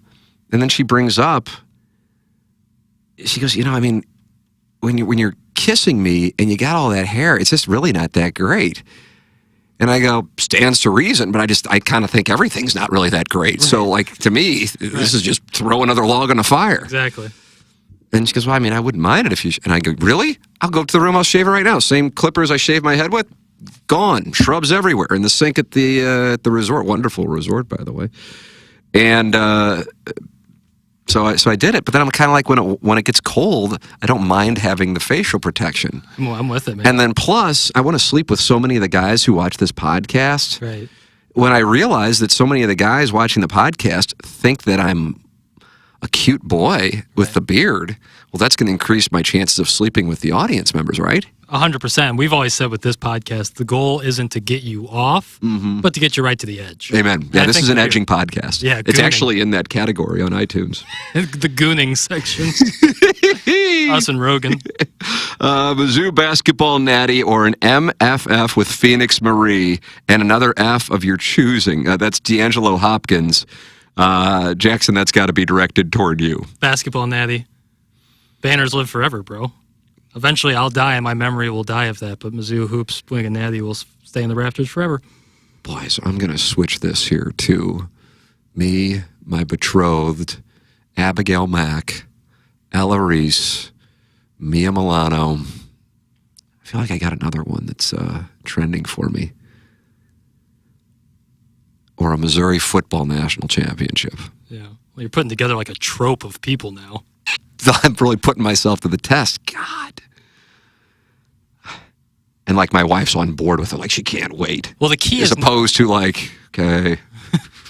The key is not knowing, though. If I know Mizzou's basketball is going to win a championship at the end of the year, it's not nearly as fun to watch it knowing. I went just like you want it to be real with this MFF. That's what I say about Game 6 of the 2011 World Series. While it would have been magical if the Cardinals were in another ballpark that's dimensions would have allowed David Free's ball over Nelson Cruz to go over the wall for a walk-off home run, was it not made better by Josh Hamilton's home run in the 10th and then Lance Berkman's base hit off Scott Feldman in the 10th and then freezes? You see what I'm saying? Yeah. You have to experience the valleys of pain to know the joy of reaching the mountaintop. Right. What are we fucking doing out here today? So my future self would have to sign on to this, or maybe my past, I don't know how that would work. But I can't know that I've made some sort of deal with the devil where I've now conjured the Mizzou National Championship. I can't know it. Because if that's the case, then I'll take the MFF. God. You feel really good about that. You don't do that unless you... I have thought in my own head, is Mizzou winning a national title in football or basketball worth more to me than anything? And it's way up there. It's way outside of health and safety for my family and friends. Outside of that, or maybe world hunger and peace. Outside of that, Mizzou. Rank the 4 championships you would like to see. Oh boy, Mizzou basketball winning it all, Mizzou football winning it all. Okay, yeah. Then after that, I'll be curious where you go. 500 feet of nonsense. Okay. I'd probably go USA winning the World Cup. See, that's a sneaker, and I agree with you there. USA winning the World Cup. I might put that ahead of Missouri basketball winning the national championship. Respect. And And then where would I go from there? Like, because I've seen the Blues and I've seen the Cardinals win it all. Where would I go next? Yeah, I don't know. That's the thing. I don't really know. Winning a national title. I know you love the Battlehawks. No, I don't. I've seen Tatum raise one up, so I don't need that. The theoretical St. Louis NBA team that may or may not ever come here. Sure, of course. Winning a championship. Absolutely. Outside that, maybe Xander Schauffele winning the Masters. Short list. Xander Schauffele winning the Masters? I didn't know you were such a fan. He was just on Bob Does Sports, the golf channel, and he did a whole episode. Highly recommend. He is like super personal. He doesn't seem like that on the course. Super funny. I think he's a smartass, right? Yeah, huge Yeah. smartass. Yeah. Ball buster like you wouldn't believe. And I really like Xander Schauffele. Okay. God bless. Didn't know you were a big fan. That was kind of a sneaker. Not like Rich Gould and Tom Watson. All right. But just because I don't know what else. Like those, it kind of sucks that that's like their only three. I think, like, if the Cardinals had a team that was like 1985 or 2004, where they were great throughout the year, and then they got to play, I still am dying for a Cardinals-Yankees World Series, another powerhouse, and there was a powerhouse in the National League too. That would, because then it's a thrill throughout the year. Right. Whereas I'm on the record often about my feelings on Major League Baseball's postseason. And that's why I sit there and go, the Blues going on a Stanley Cup run. It is 2 months of nearly every other night of the community banding together for the intensity that is the Stanley Cup playoffs, and in the Blues case, playing 26 games in 2019. I mean, there's nothing like it. At the same time, I don't think it can be better than what it was in 2019. I remember saying that about 2011. Like, I don't know if I can ever be a Cardinal fan like that again, because we've achieved the highest high, and then the next year the Cardinals have this ridiculous comeback in Game 5 against the Nationals, and I'm like, son of a bitch, I was wrong. Here we are. Certainly Missouri winning the 2 national championships and the United States winning the World Cup. That's there. I feel like there's got to be something else, but I don't. I'm not a fan of any NFL team. Yeah. I'm not an express fan of any single NBA team where they would change my mind on that. Illinois winning the national championship in either, no thank you. And not before Missouri does. If Missouri wins both, then Illinois can win after that. No thanks beforehand. I can't really think of anything else. I would really, maybe like if I knew somebody in the Olympics, having them win a gold medal, but that's like so specific, and so I can't give a take on that. Yeah. Guys, Tim's REM sleep is the best. Thanks. That's from Jackson's Conscious. Yeah, but I track my average REM sleep, and I'm usually in the 70 to 80 minutes per night. And so when I woke up, and I'm like, I feel pretty good today. I think I do better when I go to bed later, which is weirder because then I don't get up before the alarm goes off. Right. And that's when I'm getting REM sleep. Is right before you wake up. Yeah, I'll tell you what time I had REM sleep. I know everybody wanted to know. A lot of REM sleep. Like, I didn't get up till 5:32 today, which is kind of late. And a lot of REM sleep was coming in that 4:45 to 5:30 range. Then I get the deep sleep right out of the gate. But, I mean, that's pill-induced. Right. I mean, it's just unbelievable. You're in a coma. I'll tell doctors what I take, and they're like, okay, we gotta, you're not supposed to. Okay, I don't know what to tell you at this point. And they're just kind of like, all right. But you only take it weekdays, right? I only take, every night. Okay. I mean, they're tiny, Sure. but still, I mean, it's no question. I'm an addict. I'm not like snorting junk or anything like that. If that were the case, I don't think I'd be sleeping. Just watching in support of all parties is hot wifing. That's from Joey Vitale's Orange Scully. Just watching in support of all parties is hot wifing. Like, I don't know. I mean, hey, call it whatever the fuck you want to call it. I'm on semantics. board. Right. Like foam finger, like I'm support. I don't know.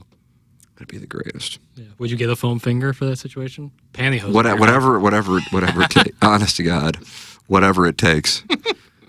Trying to think, like, I mean, has it ever been like a spot where, like, it'll be like the thing is, and then sometimes people take that. I feel like this is my safe space. I feel like the Tim McKernan show is my safe space.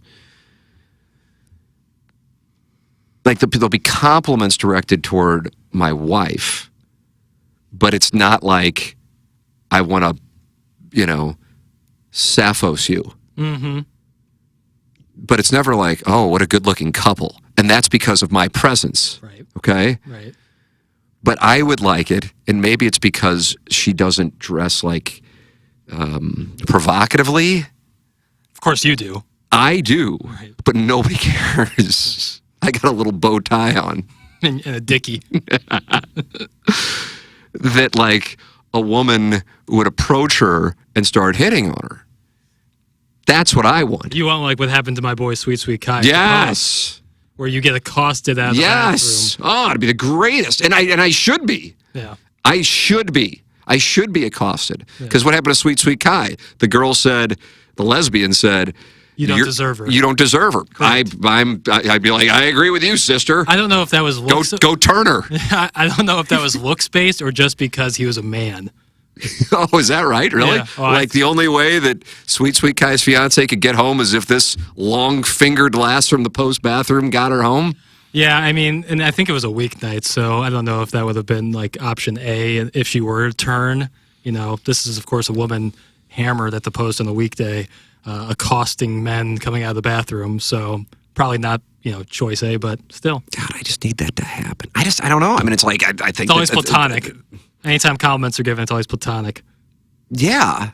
I mean, they're like really, really nice and really, really kind. And also in doing so, they're really, really unkind to me. But I understand it. It's not like I'm sitting there going, what? I don't get it. Right. You're not going to say, if you're not looking to sleep with us, don't compliment my wife. Because that's a tough stance to take. It's like I'm rewatching Billions right now. Ooh. And I kind of feel like I'm Paul Giamatti with Maggie Siff.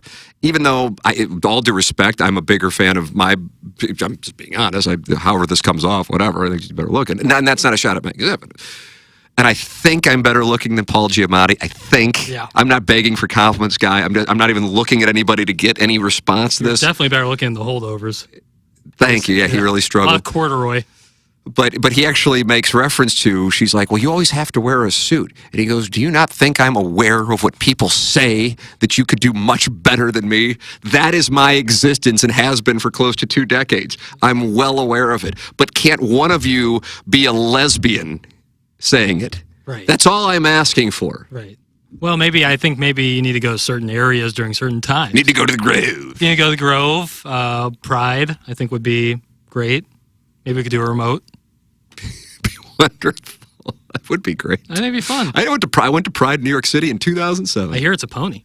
It was a pony. It was fine. I mean, it's a hell of a lot more gentlemen who are scantily clad. Right, aggressively scantily clad. So you got to kind of sift through. Again, we're not going to kink shame, but that's your thing. No.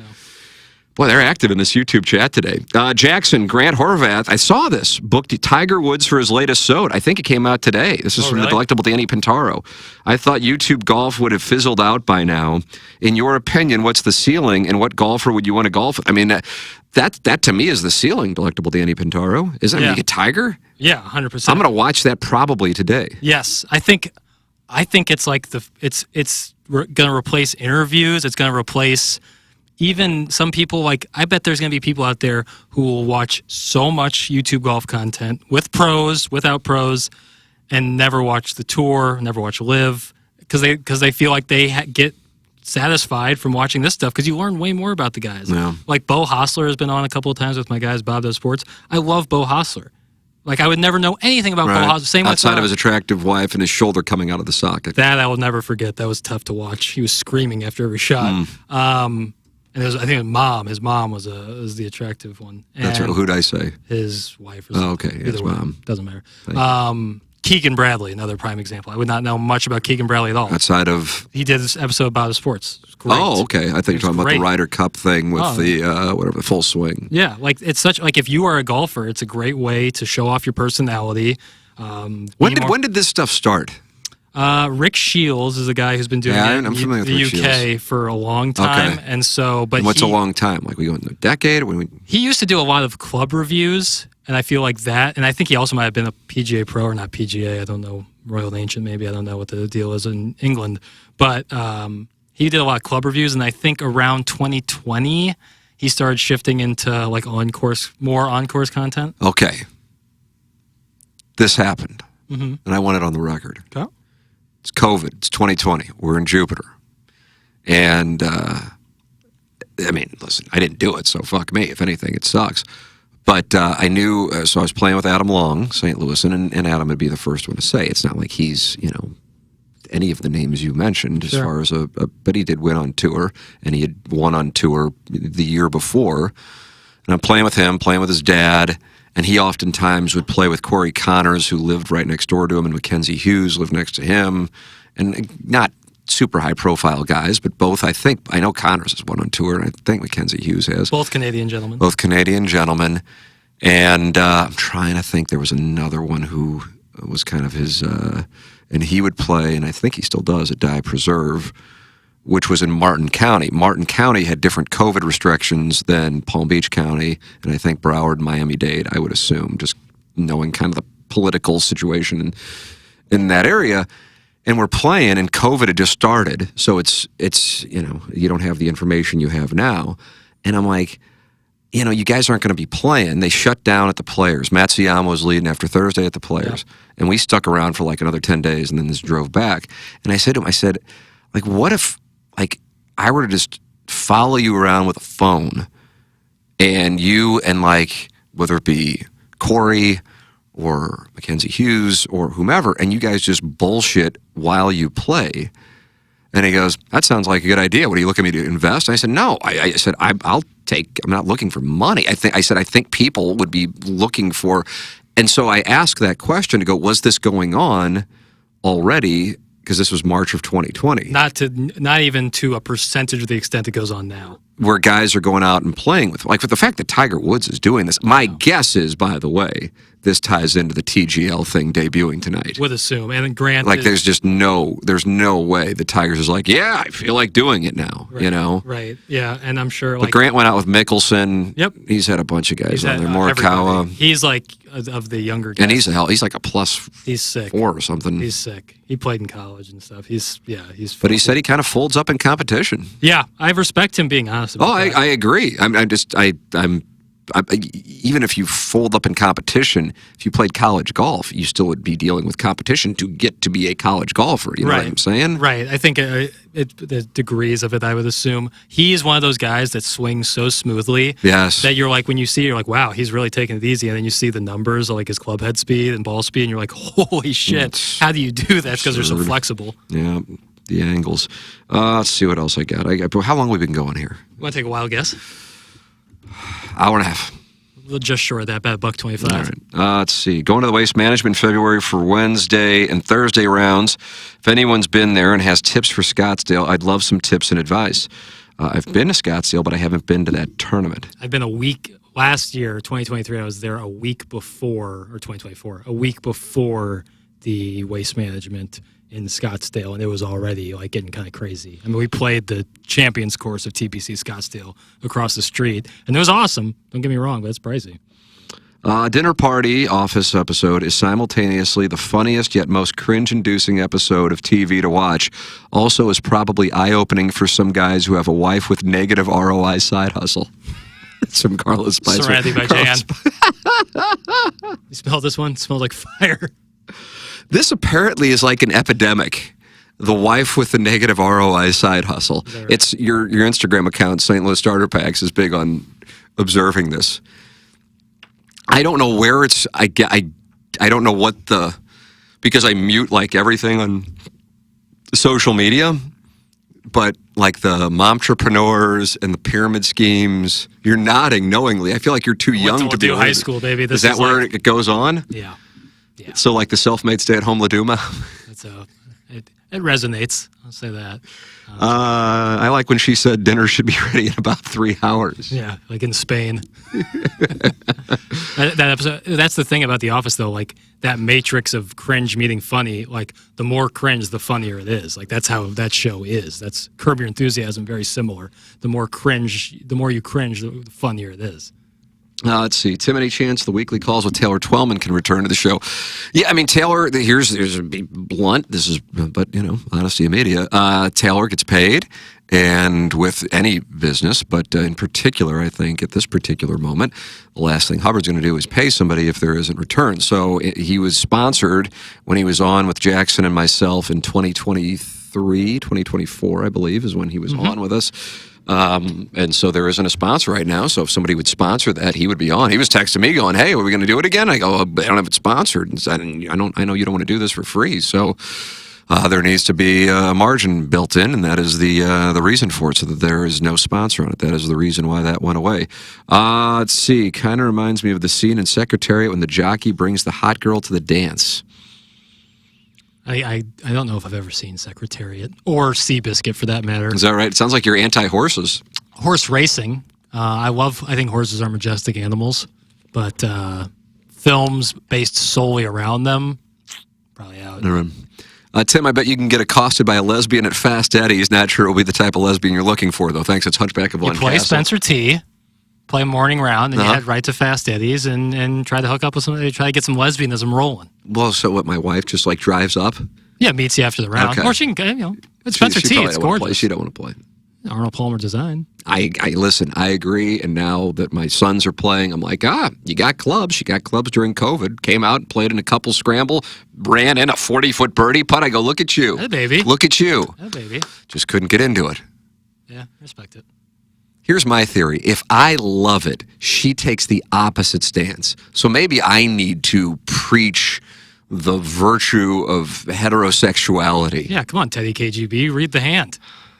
Yeah. And like, I hate golf. But there are a lot of guys who don't want their wives playing golf. I would love it because we'd be playing with our sons. Right, yeah. That's the reason. Sure. She's not going out and playing in the Scotch game. Right. Losing $96 on a birdie on a 17. So you think if you come out as staunchly heterosexual, Yeah. that You know start what? to turn her? I'm tired of Turn this to Alex lesbianism. Jones. Alex Jones, anti-lesbian? I think he's just some about He's just all the frogs and the hurricanes, something about being gay. All right, I'm going to try to see somebody who's typed Nelly Corda. I don't know what that means. John Scores did that. Bryson DeChambeau is my guy. Love his YouTube golf content. Nelly Corda, okay, we're talking about YouTube golf. Great job yesterday, Jackie. That's from Happy Birthday Maverick. What'd you do? Yeah, I came here, I guess. Did my job. How about that was going on in the text? Oh, I know. What a fucking hillbilly fest that was. I know. Man card. The term man. Anytime the term man card gets used, it's like, 2008's back in rear and ugly head. It's like if you don't go into work, but yet you're doing the job in an era in which many hosts are doing shows remotely and have, then that indicated that somehow you'd like to be penetrated by a large cock. It's unbelievable. I was curious. I don't get that. It's dogmatic, I would say. It has elements. Interesting. You of think it's got a dogma? Well, get in your car and get going. I remember my father. It's like just because something was done one way doesn't mean it was the right way to do things, especially when technology and things change. I want to be clear. It's not like we received hundreds of those, but they're probably I saw them. 5 to 10. Yeah. And I'm like, so we were discussing it in the group text, Jackson, Martin, Doug, and myself on Sunday night. Should we come in? And my plan always was to come in. The main reason, honestly, is because I figured my 2-year-old, who's currently in a stalker relationship with me, which is wonderful, but I think my wife's like, I take care of this guy all day long, and when you come home, he wants nothing to do with me. Now, that also includes changing diapers, doing the bath, sitting there watching this fucking show called Steve and Maggie on my phone. Sweet mother of God. Sounds awful. There needs to be an investigation into Steve. But, so anyway, I'm thinking he's going to come running down in the middle of the show, and all hell's going to break loose. So I'm like, but then I saw the conditions of my street, and it hadn't been touched. And I'm like, I don't think I can get in. And then I don't think it'd be good if, like, one of us is there and then the other two hosts aren't. I knew you had to be in. But it was apparently a task. It wasn't, I only drove in today. I didn't drive yesterday at all anywhere. I went shooting down my driveway today. I don't think I'll be shooting back up it, by the way, until next week. It's a little icy when you're on your way down. Oh, my God. Yeah. But I'm leaving at whatever, 6-something, so there's no traffic. Right. Yeah, the only cars I saw on the road that weren't stuck yesterday were all-wheel drive SUV type cars. Nothing, no sedans or smaller cars were getting through. So that, like, for me, I feel like just because my car's low to the ground, like, it's tough for me to, like, really traverse a lot of the snow. Like, I have front-wheel drive, which, in all honesty, like, will suffice in tough conditions. But when you're so low to the ground, it's tough to trudge through Yeah, some of that shit. yeah. That's why I was shoveling myself out yesterday. It was like one piece of snow kept blocking my car from reversing. Bastard. I was like, God damn, it was like ice under it. It was such a pain. I'm in the just ass. resigned to the fact that I won't be getting up my driveway today, and my wife Straight said park that it? too. Yeah, I mean it's going to be, and plus the neighborhood is gathered to sled down the driveway. I went sledding with the 2-year-old yesterday. Finally got him on. I was going down. He's going down, and he just like falls off the thing and starts tumbling down the hill. And Marie's videoing the whole thing, and I'm laughing hysterically as he goes tumbling down. I'm like, is funny. that probably needs to be deleted, but you know, I did enjoy it. Does he call it a toboggan? No, I've noticed that the sleds are more like something I would take to the ocean now. Yeah, like a boogie board. Yeah. Yeah. That's what I grew up with. Like it was like a little bowl that looked like a boogie board if it in bowl Yeah, form. that's what we were on. It was purple. I used to rip Yeah, it. he shot off the thing. I used to and I'm love giggling like a schoolgirl on video. It's wonderful. That'll be on my Instagram this afternoon. Tim, have you considered going to Doug's hair implant plug? Doug's hair implant plug. I have. I go back and forth on it. If I were to do it, I would do it like around now because apparently you kind of got to be inactive, and I don't want to sit out any of golf season at all. Respect. So I would do it, but my understanding here. Let me take off all of my costume Your props. for those watching on YouTube. So I'm speaking to only 65 people, but hey, all 65 people, incredibly important. So they would do the front here. And then because they get the donor hair from the back. I can see where your hairline is right now. Right here. Yeah. Which is a pretty good hairline. That's not bad. 48 years old. Right. The thinness is up here. And then I think they have to like let it reset, for lack of a better term, for 6 months, and then they would do up here. Yeah. So it'd be a whole production. And in all honesty, what's the like, you know, we work in an industry where like you can always have a cap. You can always, and when you're not, I really don't. Yeah. Obviously don't care. I mean, I really don't. I don't know. I guess maybe somebody, oh, you're saying that you don't care, but you care. I don't fucking know. If you were I don't 25, care. it'd be different. Yeah, I guess. But even now, I mean, it's just, I don't think like the bald white man has as much issue as the bald white man did in the 80s and 90s. Yeah. Shout out to Stanley Tucci for You think it was clear? I mean, Michael Jordan, I think, was so key, but that's why I specify the white. Right, Bruce Willis a little bit. And I think Bruce Willis was the guy. I really do. Because in Die Hard, he is losing his hair bad. Like, Yeah, you're right. He wasn't shaving it yet. No, it was big receding, and I was like, ooh, let's carve that up. But I remember, like I was like this girl like stalked me too, and she was good looking, kind of looked a little bit like Brianna Banks, and I did, you know, again there was some self awareness, and I was like, you know, what do you like? Why are you into me like this? You know, I mean, it's lovely and everything, but what do we? And it was at Harry's, as a matter of fact, full circle. And she goes, oh, I love the shaved head. And I go, oh, son of a bitch. And this was like, I don't know, it was close to 20 years ago. And I'm going, all right, fair enough. God bless. Score one for me for that. So that was the thing. Now, I think if women have their druthers, more often than not, they're going to want a full head of hair.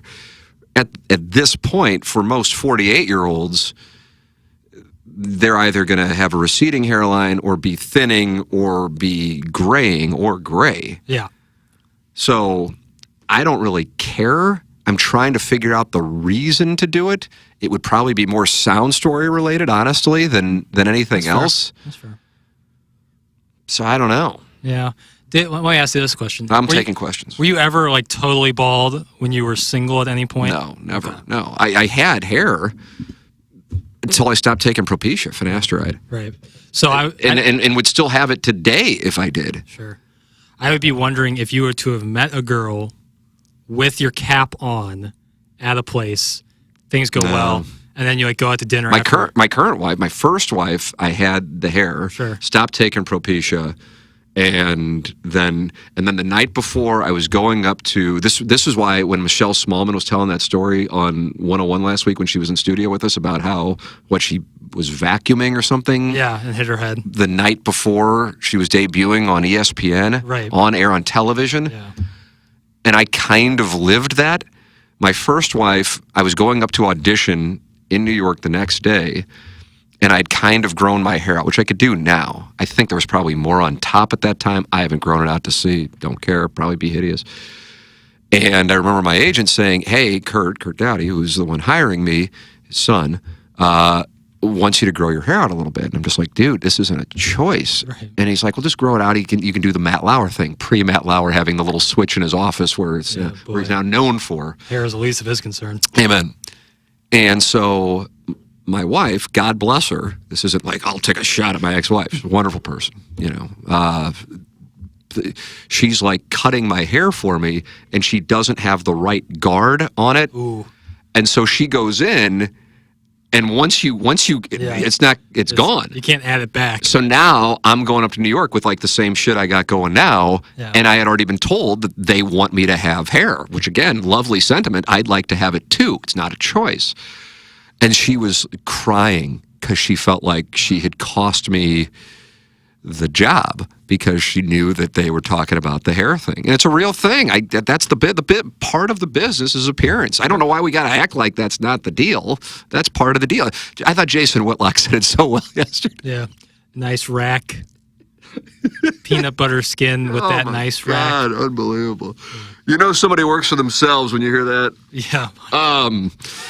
Or it's just said fuck it. Yeah. But yeah, so she got to see both, but that was 2007. I stopped taking Propecia just because it would cost like $90 a month in 2006. And if I'd still take it, I'd still have hair. Yeah. So I honestly regret that. Not because I like need it so much as just why not once you've committed to 8 years of doing it, do it. Right. So you're committed, right? You're taking that shit, so you're in. You're in till they put you in the ground, baby. Yeah, or until I've decided hair is no longer give away? I need. Yeah. But that would be like kind of my fears if I was completely bald, and you were to meet somebody out, and it's like I have a cap on. Well, that's where it gets in with like the lifts thing.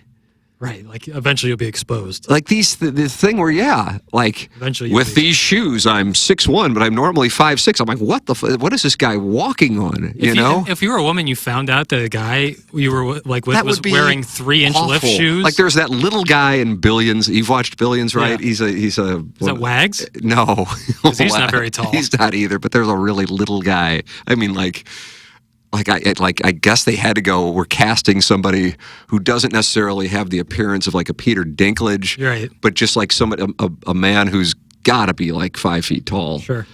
And like if he got these devices that apparently you can wear to get you up to, I guess in his case probably 5'8", and then he takes off his shoes and it's time to, and you drop thud onto the ground. That'd be I've heard tell, which would have to be alarming, not necessarily my peers, but some women a little older, because the toupee is kind of, Yeah, that's it's fortunately, I don't know if there's in style, but guys my age and certainly in your age range, they're not wearing toupees. There's so many different procedures. You can take shit. That's going to turkey. But if it has the little mannequin bedside with the toupee on it, I mean, nothing would dry up quicker than if you saw the toupee mannequin. It's the equivalent of taking your teeth out and putting them in a glass of water. Having your tooth on a mannequin? Holy shit, that's awful. That's great that you want to store it safely, though. Oh my God, holy shit. That's bad. Can't do that. Let's see, Tim Jackson, what sporting event not involving your own team did you find yourself absolutely glued to? It seems to happen every time the NHL playoffs are on, but I'm curious to know yours. College football would absolutely be mine. I'll be emotionally invested on Notre Dame, Penn. Like, I'm excited. I'm excited to feel nerves, but I'll be feeling it for my parents in particular. Not like if it was Missouri. The Missouri thing, I didn't go into it with anxiety. This is I'm free rolling, and I'll watch Ohio State, Texas, but I won't really care about it unless I wind up betting something that would make me care. Yeah. I don't know, but I watch college football intensely. Right. Not to cheer for somebody, I just will watch it. Golf, probably 2019 in Tiger. Yeah, that was so awesome. 2018 Belle Reve and Tiger, for that matter. But yeah, I mean, they'll be Stanley Cup playoffs, but still, it doesn't get me to nothing will ever get me to where with my teams, right? But close enough. NBA playoffs always get me riled up. I think Tim would pick Mickelson because they could talk shit to each other, and Jackson would pick Bryson to teach him How to compress an iron. That's from the delectable Danny Pintaro. I would not choose Bryson. Who would you choose? Of any golfer who's kind of currently still playing, I feel like I'd have a lot of fun. Tony Finau seems like he'd be a good time, but I don't know if he would be. Oh, that's a surprising answer. I don't know if he would be who I'd choose on that. Homa. Homa's who I'd choose. That's a nice play. I think I'd have most in common with him, and that he would crack me up. It's a nice play. Yeah, I go Homa. And he's sick. Yeah, it's a nice play. Mickelson would be fun, though. He'd probably have so many stories. I was watching him with Wes Bryant, who's a good player. He won at Harbortown. And he's just ripping his ass. He goes, that's cute. You got it out there, about 270. He would entertain the I mean, and he sets you up to just. Yeah. I'm trying to think. Oh, yeah. You know one of the guys that is a great ball buster that I play with on a regular basis. Yes. Yeah, the great Jeff Eldred is who I'm thinking of. I don't think he's. I mean, and I had to play him and he's like a +2, and I had to play him with me slap dicking around as like a 3, and I'm like, this is gonna be. But I'll go out there, and just like skull fucks me. Yeah, he's so funny. And just like, he tried to send me a kind text the next day. It's like, hey, if some putts would have gone, I go, that's really a nice sentiment. I think he beat me 5-4 or something like that. Let's see, we were on the 14 green. Yeah, so 15, 16, 17, 5-4. I'm just like, yeah. Fuck off. It's like, because it's like being like a double-digit seed in the NCAA tournament. You know, nobody expects you to win, but you got a chance. And then when you're just like down 3 at the turn, you're like, oh, fuck. Yeah. But anyway, it's good entertainment, especially when it's a shit talker like that. Let's see. Oh, God, Stephen Maggie is brain rot, and they used to say Barney was bad. I couldn't agree more. This Stephen Maggie, Jackson. Yeah, God, I'm lucky I don't have to go through that currently. No, you will in the next 2 years, though. All the television I watch is curated by me and me alone, or me and my girlfriend, but it's usually not child-oriented, and that's a W. Within the next couple hours, I'll be sitting on the couch in the basement with my son, and he'll have Stephen Maggie on. Now, it buys me time to work. Sure. Buys my wife time to be off a little bit. Yeah. But that means I have to hear Stephen Maggie. Is it a lot of songs? Yes. Oh, God, yeah, that's where I'm at. And he's British. Ooh. It strikes me as just a tinge of perversion. Sure. Just a tinge. Yeah. Just a tinge of perversion. Well, you have to think. And I mean, maybe that's coming from somebody who knows how to spot it. Outside of very few examples, if you're doing child-based television, when I say child, like 3 and younger, likely you've tried other things and they weren't working out, so you've now gone to. I don't think most actors. I think he got it. I think. Oh, you're talking about the actor. I don't think actors' first goal is to be in toddler-based. This content. Blippy, but these guys make a shitload of money. Yeah, I think the money is like what keeps you in it, but I don't think like. Well, now Blippy's got other guys dressed up as Blippy, so the real Blippy doesn't have to do Blippy. This fucking guy's got it all figured out. But it's not like. And apparently he was doing scat videos. Ugh, really? We don't kink shame. We don't, but if it's, I might. But you never hear like Scorsese's like, yeah, I've found my new talent is going to be the guy from Blippy. You know, like certainly they've tried to do other things and it hasn't worked out. Hey, I posted pictures on the fan page. There's the outline. I don't know who did that. Of Cletus like taking you from behind for the fan page club championship. Whoever did, God bless him. John Mazalik doing pull-ups, and Rudy with Jesse Jane both now passed.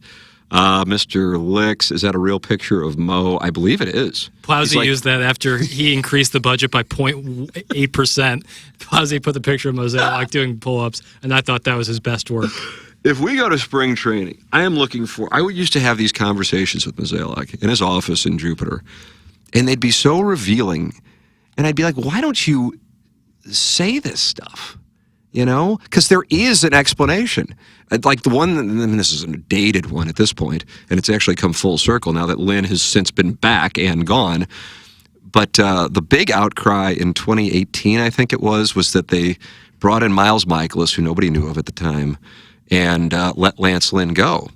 And I said, a lot of people in our audience are really irritated by the moves. He goes, well, then why don't you answer the questions for him? I go, because I don't know the answers. So this is me and him sitting in his office, no microphones or anything. And I go, he goes, about what? And I go, Michaelis instead of Lance Lynn. He goes, well, that's easy. Our projections show he's going to have a much better year than Lance Lynn. And I go, okay, well then why don't you feel free to say it? Say that, right. You know? And then he did. I think he might have been an all-star in 2018. Yeah. That was the year. You know, I don't know. I wonder. But the other thing is, when a team's not going well, I don't know if there's anything an owner, a coach, an executive can say when it's really all said and done. You know? Right, I agree with that. I wonder if when he's shut Unless it you down, like scream and say it's over, I'm not going to let this is on me, and if it doesn't change, people are going to lose their jobs. Or you know, you do the whole thing. Yeah. But it's performative. so performative, and I think people can see through that. I wonder if when Mozeliak shuts it down after next season, if he'll kind of just fade into the night, or if maybe he'll become more open to discussing about certain things across his career. I tend to think the former. Like, I really want to talk with him because it's gotta hurt him. It's gotta hurt him. Human, you know? It's gotta hurt because I keep saying he's a good guy. Like, if you like TMA, he's a huge smartass. Yeah. And I always say about it, I just don't get it for the life of me. If you're frustrated with the Cardinals, there's a person at the top Right. who's active, who isn't just like, this is my organization, these are the guys running it. Bill DeWitt, and who I think will go down as an incredible owner in St. Louis sports history. But John Mozeliak does not like have control of the country. He is an employee. He certainly has been given a lot of rope. But my God, I think it always goes back to the tone that he takes when he answers questions, which is why we have this perfect contrast with Doug Armstrong, a guy who's got some bad contracts. A guy whose team has not been in the mix the last couple of years. I mean, the Blues were relatively close last year, but dreadful 2 years ago. And the way he talks to the audience versus John Mozeliak, who, 2022 did happen. Yeah. That was a very good baseball team. And a well-constructed baseball team at that. Yeah, and a team that was active and brought in Quintana and Jordan Montgomery at the deadline. These things happen, and I feel like that. And if like the Cat, who I got a text back, or Dan McLaughlin, or Brad Thompson were saying, I'd be like, oh, rights holder. Well, with me, people know I don't hold rights. So how do you explain that? Really did happen. That wasn't that long ago. Yeah. The issue for this team, I think, has been going on for like a decade, and I just think it was a case of complacency. Like, we've won doing this, and therefore why mess with it? Which I get. Which I think they're kind of dealing with, because I always tie it to the Pittsburgh Steelers. Like, now there's talk of Mike Tomlin possibly going somewhere else, and organizations looking at him. And the Steelers, if they were to lose, and they're 9.5-point underdogs to Baltimore this weekend, 4 in a row against quality opposition, that maybe it's just like, yeah, it's kind of, they're dated. It's not working. I mean, what are you're gonna run it back with Russell Wilson? You're gonna run it back with Justin Fields? It's dated. But because they've been able to kind of linger, but not be Super Bowl caliber, but linger, that they haven't turned it over. Yeah. Linger in a tough division, in fairness. Yeah, I mean, they are, but not like across the board. Certainly not with Cleveland. No, No, definitely not with Cleveland. So, I love that since 1969, the Pittsburgh Steelers have had 3 head coaches. Mm-hmm. I mean, yeah, I don't think there's another franchise in America. No point even checking. There's just not even. I don't even. I'd be curious what would be second on that. San Antonio, maybe Spurs, because Pop has been there for so long. Yeah, but they've had to have like a back at John Lucas coming in replacing Brian Hill. I mean, I think some Hill, Greg Hill. Anyway, but to go Chuck Noll, Bill Cowher, Mike Tomlin, and it's the same stable ownership group with the Rooneys. And the Cardinals had that, but then it became managers and I'm just like, I just think the Cardinals could have gained so much equity because the fans here want to love. I mean, it's kind of, you got to, because what else are you going to love? There aren't a lot of choices. But if you keep hearing the same messaging, it turns people off. And so whereas I think there is a chance that John Mozeliak is essentially just like, okay, we're going to keep you in place because we know you got to do some unpopular things between now and 2026. That way they fall on your shoulders and not Bloom's, like what he had to deal with when he inherited the job in Boston and had the Mookie Betts situation he inherited, I should say. So Bloom's first order of business isn't trading away Nolan Arenado, which I think is going to really rock some people in St. Louis. Yeah, I agree. You know what I mean? Isn't that a weird thing? Well, it's just yeah. It's super weird, but it's just like It's super. It's super weird. I think we're on the same page because it's so obvious that that's going to happen. well, and we know that like what the direction the team wants to go. Right, but I guess that's going to hammer it home once that happens because he's a Hall of Famer. Like Sonny Gray would be somewhat comparable, but he's not a Hall of Famer. He's only been here for one season. Arenado, I think, when he was acquired, it's like, holy shit, they're about to go on a run here. Here we go. And it didn't happen. It's just it's quite a time in that sense. And so I think it takes someone with kind of an Armstrong approach, because I do think it depends on the market. Like, would Doug Armstrong play as well in L.A., for example? You know what I mean? Right. Where you kind of need to jerk people off. I don't think Hockey culture is also probably quite different out there. Yeah, well, I mean, the Kings were so good for a while, but unless they're winning. What about the Ducks? Yeah, Orange County. Is that do you think that's the least engaged fan base in American sports? Wow, that's a nice question. I'm trying to get you out of here, and then you ask a one like that. Because like clearly Oakland at least had some engagement. I have to think the Marlins. Yeah, I've been to a Marlins game. Have you really? I have. It's one of like the 3 or 4 ballparks I've been to outside the Busch Stadium. Really? Weirdly enough, and it was the weirdest because at that point I think I'd only been to Busch and Shea Stadium. And so those are clearly 2 more engaged fan bases. I had never been to a ballpark that seemed like no one even cared what was going on out there, and it felt like a very small ballpark. Yeah, because they had the big glass window on the backside. Yeah, you're just the dimensions weren't when it opened. Yeah, but yeah. And you're like in Little Havana, and then you just turn around like, oh, here's a Major League Baseball stadium. It's quite odd. Oh, that was such a scam from the moment it was getting going. Yeah, and no one cared there. It felt like a minor league game, is what it felt like, where people were there because there wasn't anything else to do. I remember the first game they played, which was 2012 there against the defending world champion Cardinals. Yeah, I remember that. And they had like Las Vegas dancers out on the field, the aquarium, and then they brought in Muhammad Ali, who was really they wheeled him in. That's really late for me. And he was, a shell of himself, obvious, and it was so uncomfortable. And it's just like it's the most tone deaf. It's like an Instagram account come to life. Like, let me get attention, even though there's nothing behind this. It's just vapid bullshit. Oh yeah. I remember being so turned, and they went out and they signed a bunch of people who turned out to be junk.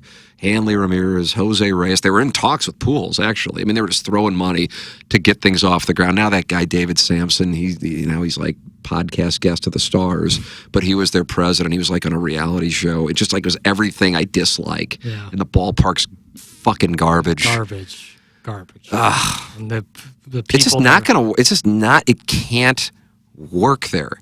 It can't work there. It doesn't mean the people are bad. They have other things to do. It's not going to happen. And most of the people who live there, who have money anyway, are not there to become fans of a baseball team. It's just not the way that it works. Right. How many times do we got to fuck around with it before, you can go to a place where it will take off, but that isn't it. Yeah. I don't know how it'll play in Tampa now that they're building a new ballpark. I would think that that's got a real chance, but Miami, it's just not going to happen. No.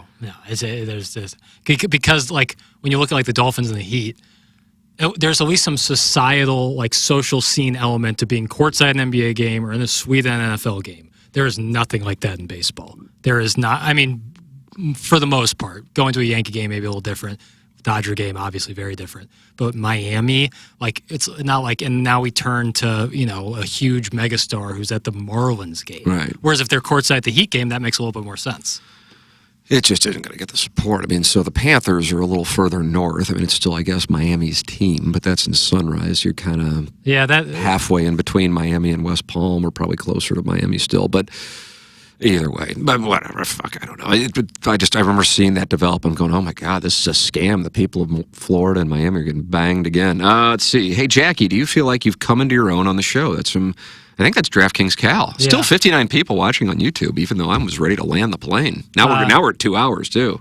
Yeah, we just reached 2 hours in 50 seconds. We will. It's not for me to say. I think you have. I appreciate that. No, I really do.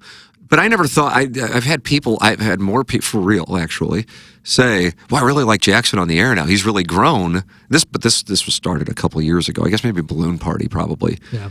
because you weren't really all that active on the air on TMA with the Plowhawk on the board, and then you'd be in the other room, and I'd be like, yeah, I don't notice it, but I guess people notice it. I always go back to the thing that makes you lethal is you're only 26 and you are able to tune out the bullshit that usually comes at a much later age. But at the same time, if you've grown up with it, you've been exposed to it for a much longer time. I was 22 when I first started dealing with it, you know? Right. Yeah, there's that. There's being a sponge to you guys, Doug Von Nirvana, your counsel from many other folks, then Gangster Pete. Never trust or listen to the opinions of people who don't know you personally. And that's kind of, if you follow that North Star, you'll always reach pay dirt. Yeah, you have gotten good counsel from taking me out of it. Some quality people, and yeah, Gangster Pete's thing that was outstanding. Somebody has said the Rays Stadium thing fell apart. Is that right? I thought that's. I thought that was happening. Yeah, the rendering looked really cool. I was kind of into the rendering, although renderings are often. Gas Plant Stadium is a planned indoor ballpark in St. Petersburg, Florida. If constructed, interesting, okay. It will serve as the home of the Rays. The construction costs estimated to be $1.3 billion. Gas Plant Stadium. I thought Rays say new ballpark can't open by 2028. So I thought that meant that it was. I don't know. If that's the case, I apologize. I'm not going to spend much more time on it while I'm live on the air here, live on a podcast. Let's see. Still here listening and learning, working from home. Bless. That's from Doug Joseph. Captain Jack is crushing it. Captain Jack. We talking about Jackson? Are you Captain Jack, or is that the guy that Iggy's in competition with at the AVNs? I think in this context, it's you? I think it's me. And, excuse me, they only have one in the 21st century, but the other was 97. It's Droid Effects. I think we're talking Marlins. Marlins World Series. You get a lot of hate in the beginning for you got a lot of hate in the beginning for copying Tim, quote unquote. I guess that's the angle I'm coming from. Seems like you offer a different perspective that represents #the Youngs. That's DraftKings Callie's back for more. It's a nice sentiment. I'll take it. Yeah. I mean, I try to just be myself at any time I can. I find it flattering when I notice you or Chairman Kurt or listeners taking some of my the language is easy. Lexicon. Yeah, I think that's just because it becomes. I honestly consider it's like when somebody does an impression of you. Yeah, it's it's flattering, and it's easy for that to become a part of like the shared language. I think language is one of the most interesting things. Like my buddies all joke that my lexicon comes from the late 1990s in Columbia, Missouri. Yeah, but it does. When we were saying shit like Pony Show and whatever else dumb shit was going on at the time while, people were doing a wide variety of drugs at our place and just sitting around and drinking and fucking off. And that's what was going on. Yeah. Yeah, I think just the shared language element, it's great for listeners too, because it's like the inside joke wrapped inside the inside joke wrapped inside the inside joke. If you're able to quickly assign something like, oh, it's a pony, and the listener knows it and you know it, but any outsider wouldn't necessarily know what it is, then you're like, all right, now I feel like I'm in on it and it's funnier and it's better. And so I think the shared language thing is actually a very important element of TMA. I've noticed that happening now that we're 2.5 months into the 101 time, that the 101 people, but here's the thing, because I already experienced it with Balloon Party, I kind of knew it was going to happen. Grow on you like a fungus. That's the thing. But I mean, it's not TMA specific. I can only speak to TMA because that's all I've hosted on 101. But I think that happened with a show that has a track record of success. So, for example, Jim Rome. I don't know if you've ever listened to Jim Rome. It's kind of dated at this point, I would guess. But I mean, in the 1990s, he was like the guy for national sports. No, Rome had the show on middays. Probably was in the mornings where he was doing it from L.A., but it aired from 11 to 2 in St. Louis, and he was like, give the show a chance. You need to listen for 2 weeks. Now, if you hate it after 2 weeks, that's fine. You gave it a chance. But give the show a chance. It will grow on you. I promise you, it will grow on you. And if it doesn't, hey, you gave it a chance. Have a take. Don't suck. That was the whole thing. That was his slogan, right? Yeah, and there were all these pauses. That was the thing. And he would solo host, right? It would just be him. Yeah, I think he had very active producers. That's not much like Dan Patrick. Yeah, but they weren't on air like Okay, Patrick's got it. were, or I don't know. So Rome's just like probably for the pauses. Right, yeah, but I think they would like, yeah. I mean, this isn't like a disparaging thing. I'm just saying, like, I think you had a team of, Yeah, you create the dossier. Sure. But as far as what me, Martin, Doug say, that's me, Martin, Doug saying it. Right. But you kind of create the dossier. What percentage of the dossier do you think I stick to? day dependent, but I don't know, 15%. Oh, I was going to say 33. It's interesting. But either way, if it's usually like on a slow sports day like that, I put stuff in there just to have, like, we weave into randomness and bullshit all the time. So I go into that knowing it's just nice to have something down. So yeah, it never bothers me if you don't like use audio that I cut or. But I was just curious on what percentage you think of it, because sometimes I do. Sometimes, yeah, for sure. Just, things change. Like this morning, the Arenado thing kind of developed. Something else developed. Oh, the Blues being on KMOV. Yeah. Martin just texted this. I think that this is for the air. From his source regarding when sports betting is going to start up in Missouri. Hey, this is a copy and paste situation, because if Martin was texting me saying, hey, Happy New Year, I'd be like, that is very off-brand, especially for somebody I've done 2 shows with in the new year. We've been told, all TBD, tentative, blah, blah, that the operators may be issued contingent/temporary licenses beginning of summer to start taking betting action, and then final license later in the year. So best guess for bets being taken is early summer. I'd take it. Better than what we've been hearing. God. Let's go. My high school bookies lines are so bad. Oh, man. It's fucking brutal. I'm being dead serious here. I think if I ran like a syndicate that only bet college games, I could make people money. Yeah.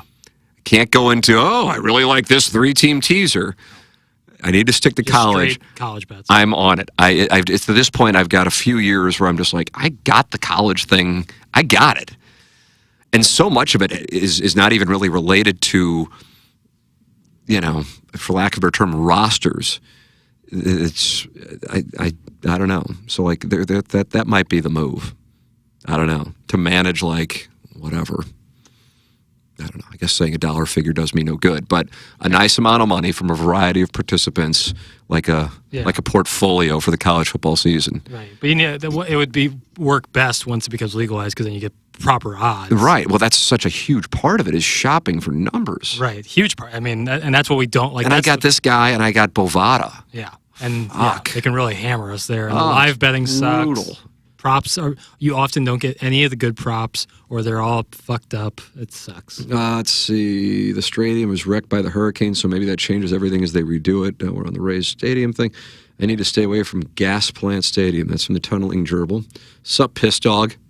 Piss Dog 69. What up, Piss Dog? How's it going? Blues just announced some games are moving to Channel 4 from FanDuel. Yep, we did talk about that around 7:30 today on TMA. But I know listeners, they cycle on, they cycle off. Him getting jumped was quality TV. Loved the table flip. Chris Everett, LOL, so maybe June. There you go. It's just kind of random thoughts. And then I was on the TMA fan page, and I want to try to answer the questions there. Let's see. Steve, do you pronounce it Plowdre? Yeah, I'll go Plodry. Plodry? Yeah, sure. I'm curious how long you will do TMA under this. I need to put the readers back on. Ooh, treat for us. Yeah, huge win. Soft cows throughout the land. I'm curious how long you will do TMA under that's what it was, under this format. So maybe there's a word missing. Under this format. The current show is not for me, so I pretty much have gone back to listening to TMA all day to get my fix, and stumbled across the Sode, where you said you have no interest in breaking down the Cardinal box scores every day or something to that effect. The current setup cannot be personally satisfying. Well, this is we're doing the thing where we're applying things that aren't necessarily accurate and then building a premise off that.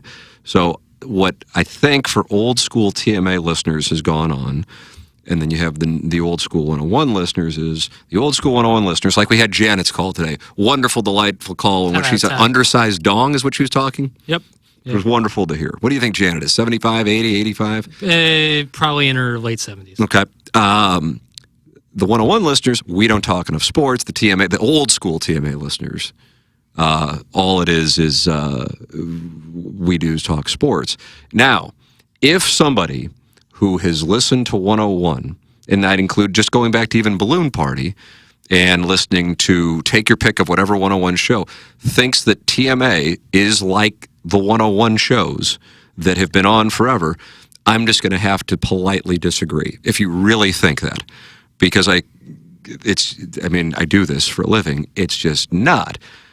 But I think something that has perhaps been lost, but I did say on this podcast a number of times that this podcast is the show I enjoyed doing the most. And I know I feel like I was saying it every other podcast. Right. Of the three shows I was doing, TMA, Balloon Party, and this podcast, without question, this show was the one. And then it kind of got to a point that Balloon Party was my second favorite show that I was doing. That didn't mean that I didn't like doing TMA. I just found myself being more engaged and more stimulated. So I think that some, and again, I think it's kind of, if you're on the TMA social media channels, I don't know, then you get in a bubble, and then it becomes, Tim said he would never do this, and now he's doing it, and I just really disagree with that. The thing that I would say that is going to be different, and I think it is the biggest change of the whole thing, is the commercial breaks, and I keep going back to that. And the thing that's been tough, and I know that it's got to be, hey, listen, I'll be straightforward with the audience. It's been frustrating for us on the show, so I'm sure it's frustrating for people in the audience.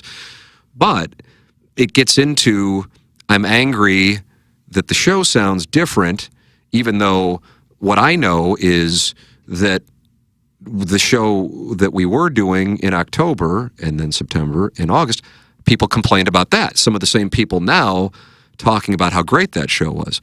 So the problem is credibility is blown when you're always complaining, no matter what it is, and you're always lionizing that which came before it. And then that which came before it doesn't necessarily, when, on the free agent market, turn into anything.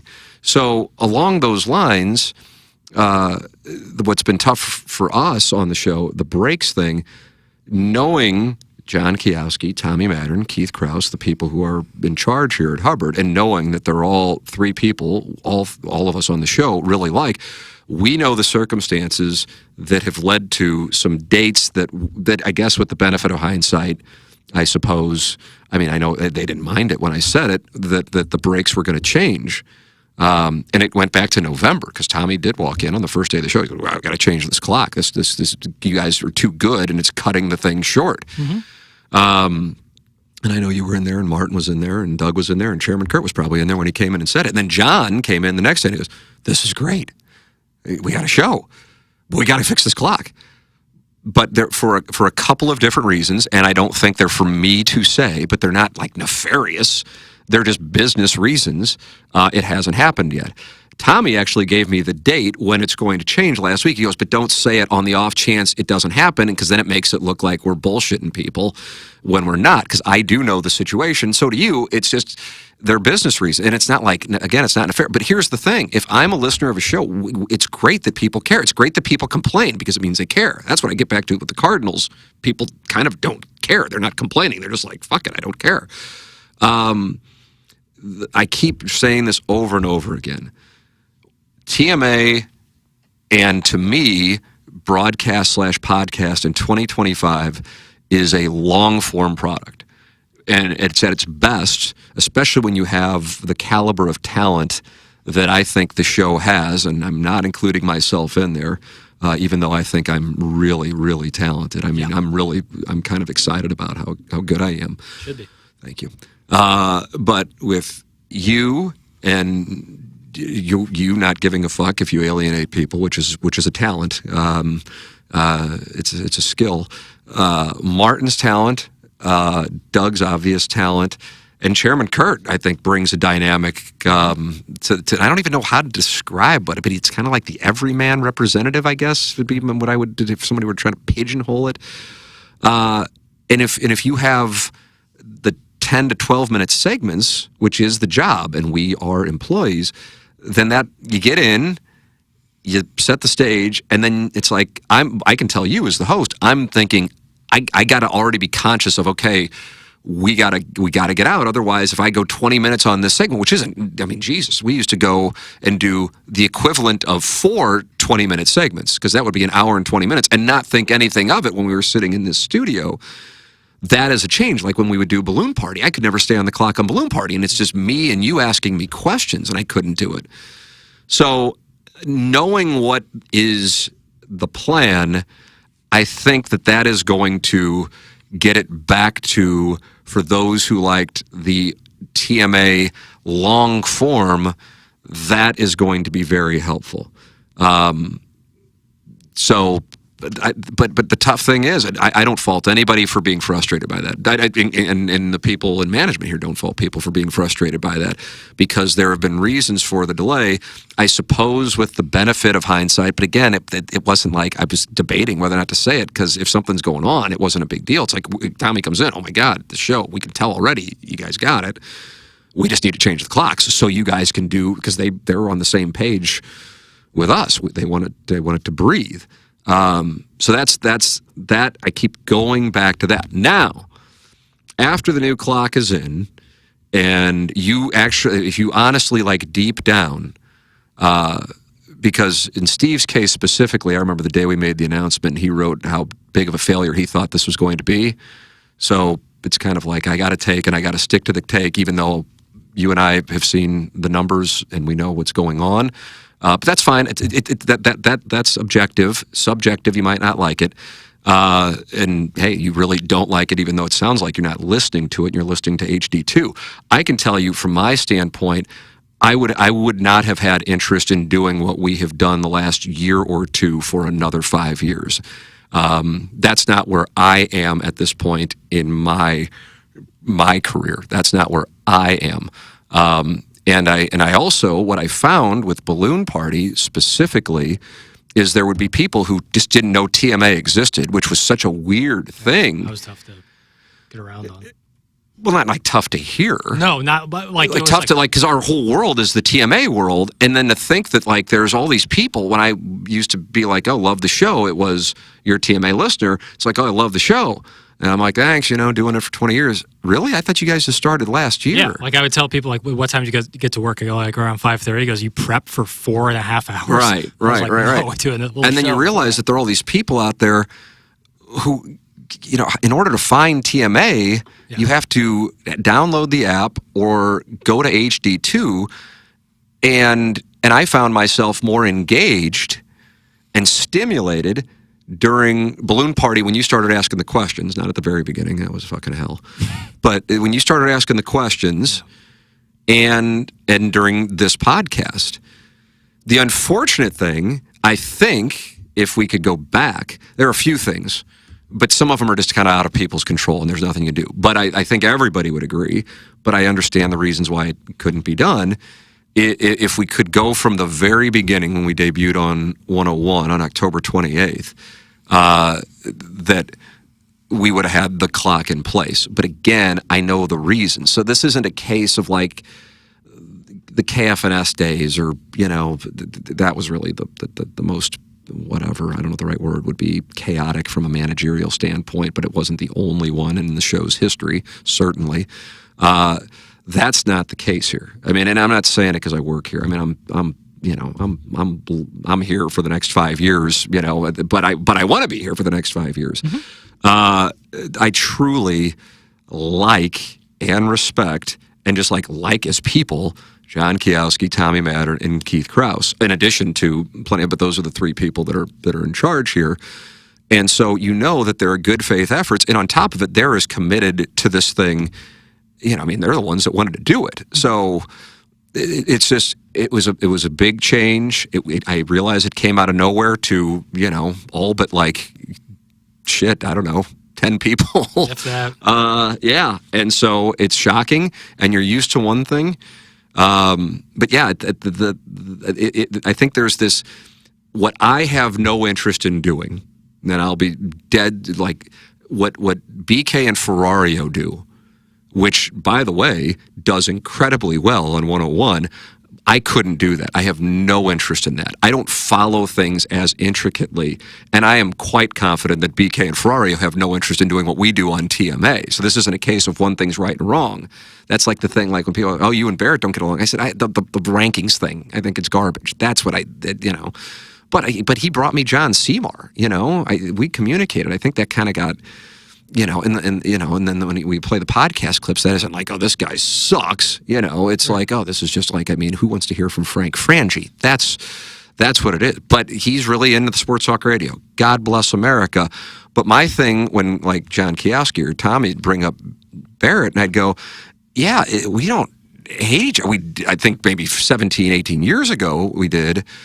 We just have two different ways to get into the end zone, and they both work. My style is not his style, but that doesn't mean I think he's wrong. My style probably, like I could never do a show with Bernie Miklasz, you know, but I've been consuming Bernie Miklasz's YouTube and reading Bernie Miklasz since I was a kid. You know what I mean? Totally. I did a show with Frank Cusimano, but that was certainly kind of a different situation. That wouldn't be the right thing for either one of us right now. So I think if I'm trying to like psychoanalyze these voices that I think over the last couple of months have gotten, you know, they've been increasing in volume. But again, I don't want to discount them. I want to be as, here's what I think, here's the truth, here's what I can say, is I think that you just don't like it, or you gave a take that it wasn't going to work, one or the other.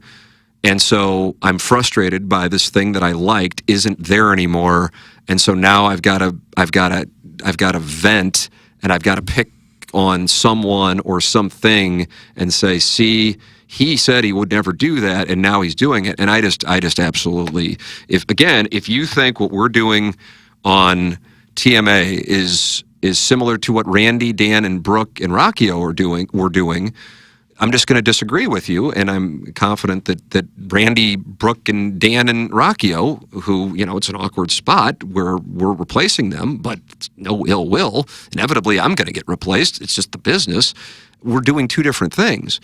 Now, are we doing what we were doing in here?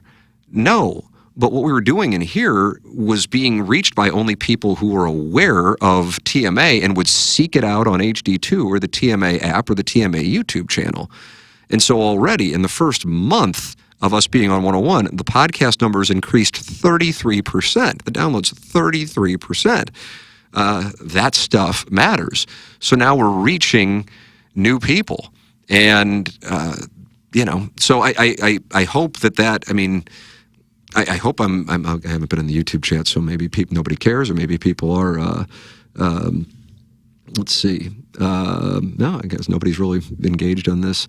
Yeah, I want to be, so he asked, like, I never finished the question here. So let's see. To get my fix, and stumbled across the soda where you said you have no interest in breaking down the Cardinal box score day. Yeah, if somebody thinks that we're breaking down, like I realize the Cardinals aren't playing like a Blues box score, I think we talked about the Blues when John Kelly was on, and that's a 101 deal with the Blues, where at 8:15 they have a Blues guest Monday through Friday. If you're upset about that, I suppose, I guess, for lack of a better term, I understand. But to be upset with Jackson or me or Doug or Martin, you know, would you know, it's just a deal that they have, and that's the way that it is. And I'm not saying people are upset with us on that. Sure. But we did that, and I think that's the only segment outside of the fact that the Blues are going to have 3 games on KMOV. Right. You know, so you know, and when the Cardinals start up, we won't be breaking down Cardinal box score. I'm just not going to do that. It's not what I do. And again, I was on a show that was really successful on 101, in which I think we're kind of doing the same, very similar kind of thing. Now, it's interesting though, when I was at the Christmas party, a gentleman, God, what was the name of the guy? He used to bust your balls all the time in the Dan Jansen. Dan Jansen, right? Dan Jansen. In the Balloon Party YouTube chat, and he goes, man, I was hoping it was going to be more like Balloon Party, but it's definitely more TMA. And it's just, I don't want to say it's funny, because that makes it funny. It makes it sound like I'm looking down on the opinions. I've just done it long enough to recognize that it's a the opinions are going to be subjective. The one thing that is a criticism that not only me, Doug, Martin, and Jackson share with those of you who are critical of it. The management here agrees with you, so much so that they're making a change, and it's coming very soon. But they've asked me not to give the date in case, because of some of these structural reasons, it doesn't happen because that's happened here now multiple times, and you don't want to lose the trust of the audience. Is the commercial breaks, because again, we are used to just going. And so now we will have a clock that is more free-flowing, and you don't get in a spot where you're backdating, I call it backdating, but you're catching up on all these breaks. Yeah. And I think that will lend itself to it. My opinion, I think the show has been its best input for whatever reason. I don't know why. I thought last Monday with Wellington was great. Thought last Tuesday with Cam was great.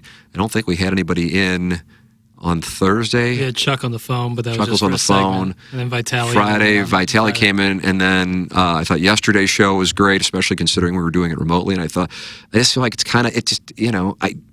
maybe I took it for granted. The thing that caught me off guard the most were the breaks. Because it's one thing when you're doing an hour, and it's like, okay, then we just 10:59, we come back for the final segment, whatever. So essentially I'm doing 3 segments. Yeah. But if you fall behind, and we only did 2 segments in the 7 o'clock hour, that means theoretically we need to do 6 segments in the 8 o'clock hour. It gets tight. And if we don't, then that means now we're doing at least 7 in the 9 o'clock hour. And if we don't then the 10, and so knowing that is going to change. But here's the thing, and I mean this sincerely, if I'm a listener, I'm going, what in the hell is the deal? Because I'm used to you guys, and I share that with you. They wanted more of what we were doing on TMA. Not all of it, but more of what we were doing on TMA with essentially 60-40. 60% sports, 40% nonsense. That was not, and then again, that's not like anybody's tracking it. They haven't said, minus the Dear Deidre, the day I was off, I haven't gotten a word about the content. And I think the Dear Deidre thing, I think if we regularly did it, I don't even think that would be it. I think it just kind of came out of nowhere, and I think Chairman Kurt was throwing a bone to the fan page, as he's one to do, and God bless him, But I mean, I was like, God, Martin or Doug ran a Dear Deidre about somebody masturbating on a toilet with a butt plug in? I wanted to text back to John. I wanted to be like, yeah, I just think some of our listeners are just kind of messing with you. And then sure enough, it actually happened. But it wasn't Doug or Martin Reed. But either way, I mean, so I don't know. I've been babbling here for 20 minutes. Jackson, thoughts, concerns? I really have to pee. I got to be honest. I really have to pee. Do it. I'll just keep going. All right. Go ahead. Because I feel bad because I haven't read the whole message. The current setup cannot be personally satisfying, but I'm curious if Sound Story gets to a target level, if you might just cash out on the terrestrial radio gig and kick back. Or has there been any thought to taking TMA to full-blown, privately produced podcast? I would think your history and reputation with the show could generate a nice stable of sponsors to make that happen. My bet is the Brown and Crouppen boys would be game. Okay, there's a lot there. Listen, if Sound Story were to blow up, and it would allow me and my family to move to a warm weather destination year-round, then that I would be happy to do TMA. Probably would want to do it later in the day, honestly, and maybe not do it 5 days a week. But I would absolutely be open to that. But that is Sound Story is still in its early stages, relatively speaking, for what the model is. And then it could I'm under contract for 5 years here, so there's no going to another terrestrial radio station, or has it been thought about taking TMA taking TMA to a full-blown privately produced podcast? That was the decision last year. And hey, I've talked about it a couple times in this podcast, but I'm happy to talk about it again because I want to try to give as much information as often as possible. It may be redundant for some of you who listen, but that was essentially the choice. It was either Hubbard or going in-house.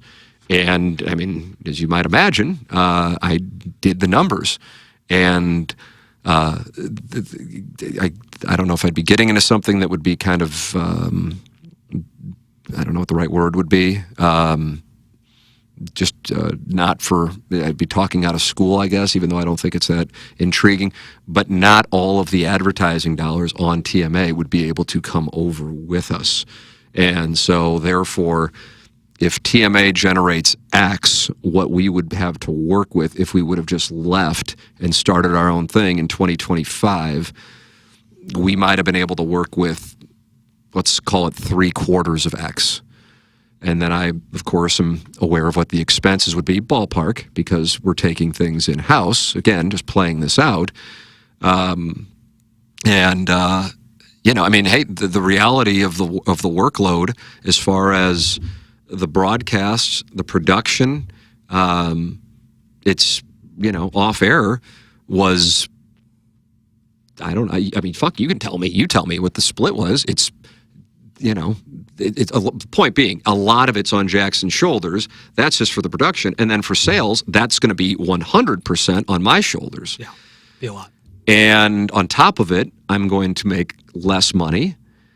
And when we did have that conversation, me, Doug, and Jackson had that conversation. And you know, I don't think I'm speaking out of school because I don't think Doug could care any less. I think Doug was probably the biggest advocate of the three of us. I honestly think that I was thinking, probably up until talking to you guys, that we were going to leave. Again, not because we were unhappy here. I mean, just not. I mean, obviously, I guess, because we obviously stayed. But just, I'm like, yeah, we can go ahead and do it. And then that allows, you know, if Doug gets to a point where he wants to at least spend some time, you know, one of his sons lives out of town, wants to spend more time there and do the show remotely. I could live somewhere else. But then you have the opportunity to do 101 ESPN and reach, you know, and knowing what the numbers are, how many more people you're going to reach, and then have this corporation, which is, you know, in our industry considered one of the best, and justifiably so, want us on 101 ESPN. It's like, why? I suppose, let me put it to this way, because Jackson has espoused brilliant wisdom throughout the course of this whole process, which I'll say this just to my wife privately. For 26 years old, the wisdom that you'll have, and you're like, yeah, we can always go and take it in-house. Right. The 101 ESPN thing's on the table now. Yeah. Yeah. If you go in-house, it's not right. Really and I think Doug's words, which are essentially the same thing, he goes, yeah, I mean, that's what you do when, you know, if it ever crashes into the mountain. Right. You can always do that. Right. But this is on the table now. I think for me, the reason why I was more apt to take it in-house had nothing to do with Hubbard or even thinking through the math on taking it in-house, honestly, just probably being fine with, okay, I'm going to make less, whatever. I'm thinking, I've got a 7-year-old and I've got a 2-year-old. I don't want to be moving my kids when they're later on in school. That's the only lens through which I was looking at it. Obviously, you and Doug don't look at it through that lens.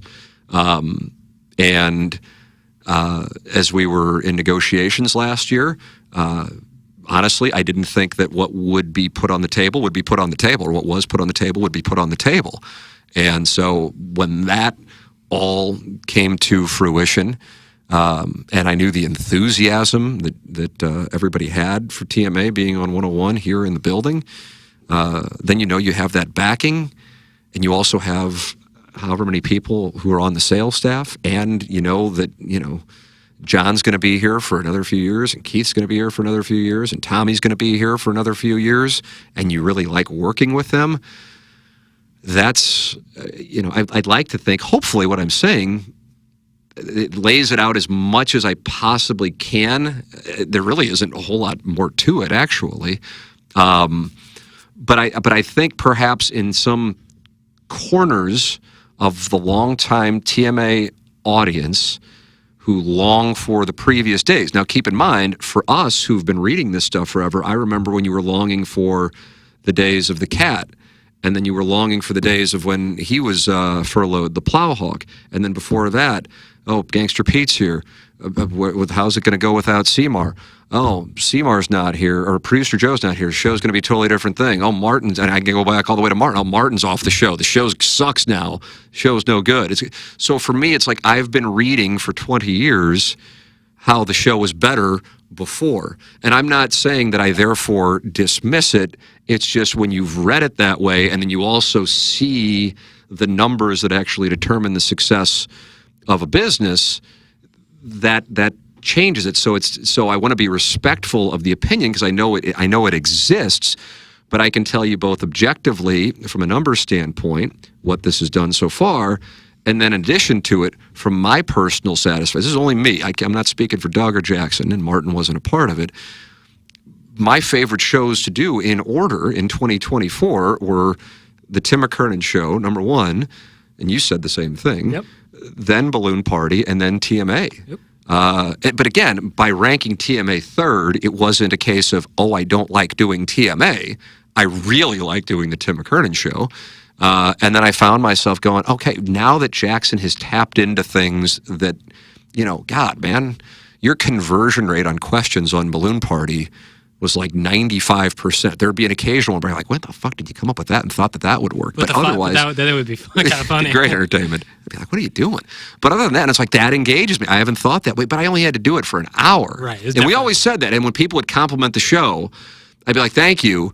But keep in mind, Randy, Dan, Brooke, and Rocchio, and BK, Ferrario, and Tanner, and Rivers, and Stalter, and Carrie, and Marshy Marsh, and the Playful Posse, they're all doing multiple 3 hours, and in the case of the Fast Lane, 4 hours. So I think everybody would be, quote, better if they only had to do an hour, and they pop up and they're gone. They're full of energy, and they got too much to even fit the whole show into an hour. Right. So it was great that people were complimentary of the show, and it, I guess, worked to our benefit, but it wasn't fair in comparison to other shows because, hey, I mean, how easy would it be to do 1 hour? Now, for us, of course, we had done 3 previous hours, but the 3 previous hours were so different than that 1 hour. Right. But listen, this isn't like what are you talking about the shows? I'm aware the show is different versus what we were doing on TMA on HD2. It absolutely is different. But I think what's perhaps left out in the conversation is what would you have done if you were in our spot? And this isn't my spot. This is our spot, and we obviously discussed it. And if you would have done something differently, then I need to include the numbers that lead to the decision. But also, when I'm reading this and it says it cannot be personally satisfying. It's like, well, what? Only you can. Yeah, I mean, that's just not. Right. No, to me, it's tough, and the reason why I say I wish it would have been this way from the beginning, because then I think you would have gotten really more TMA, from the get-go as opposed to like the quick breaks. Then but hey, it's not like they're in disagreement in management; they are changing it.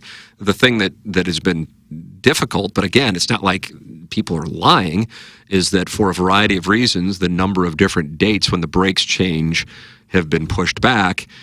And, it's not my place to be, again, it's not all that entertaining, or it's not that, again, it's not like nefarious. It's just there's business reasons. And it's going to change, and I think it's going to be changing real soon. And then I think you're going to have more of what you're used to, which is more of like a grab-ass kind of, 60%. Yeah. It's kind of, it's more of a personality-driven. It's not X's and O's. I have no interest in that. None.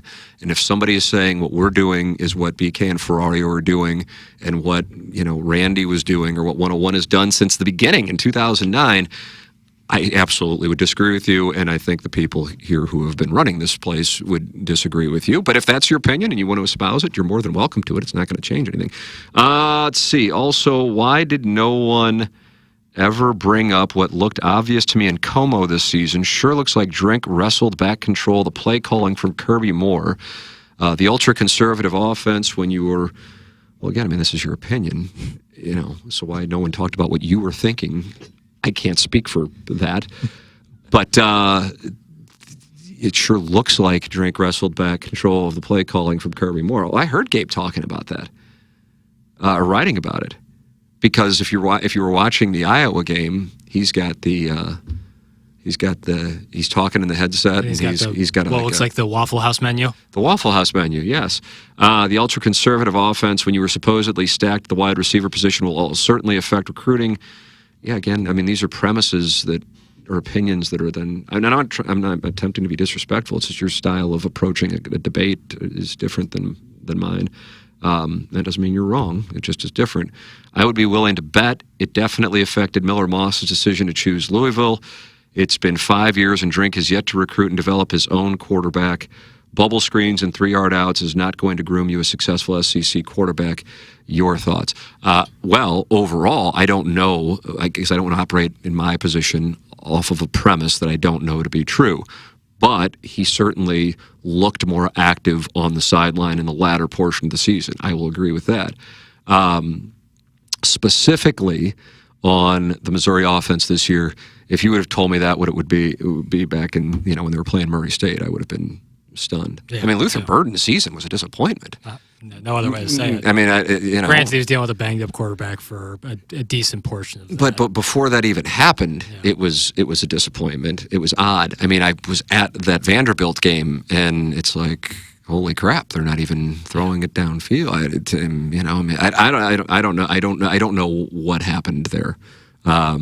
It was very surprising because, if you can recall, going back to 2023, they had kind of sat on the ball against Middle Tennessee State, and then I thought brilliantly turned on the switch against Kansas State, and one of the first plays from scrimmage was Cook to Burden downfield. Now, I do think they were throwing it downfield, and Cook just wasn't connecting downfield, and that was a concern in the month of September. Yeah. And they did, and Burden had it in his hands against Vanderbilt. This was going toward the south end zone, but he was hit hard, or there were footsteps coming from a safety on Vanderbilt.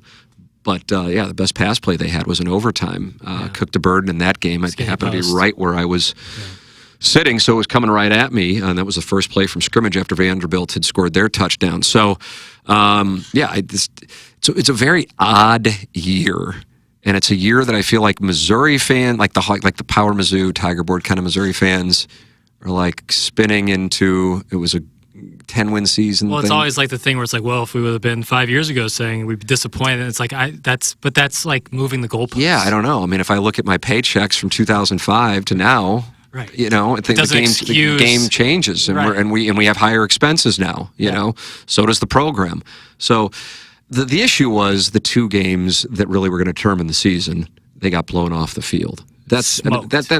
That's it. Now, if Brady Cook's playing against Alabama and he's healthy, I think it's different because I just was looking at that. I remember watching that game, but even before then, going, I just don't think this Alabama team's that good. But it was just tough. But you saw them in the first half against Georgia, and they look incredible.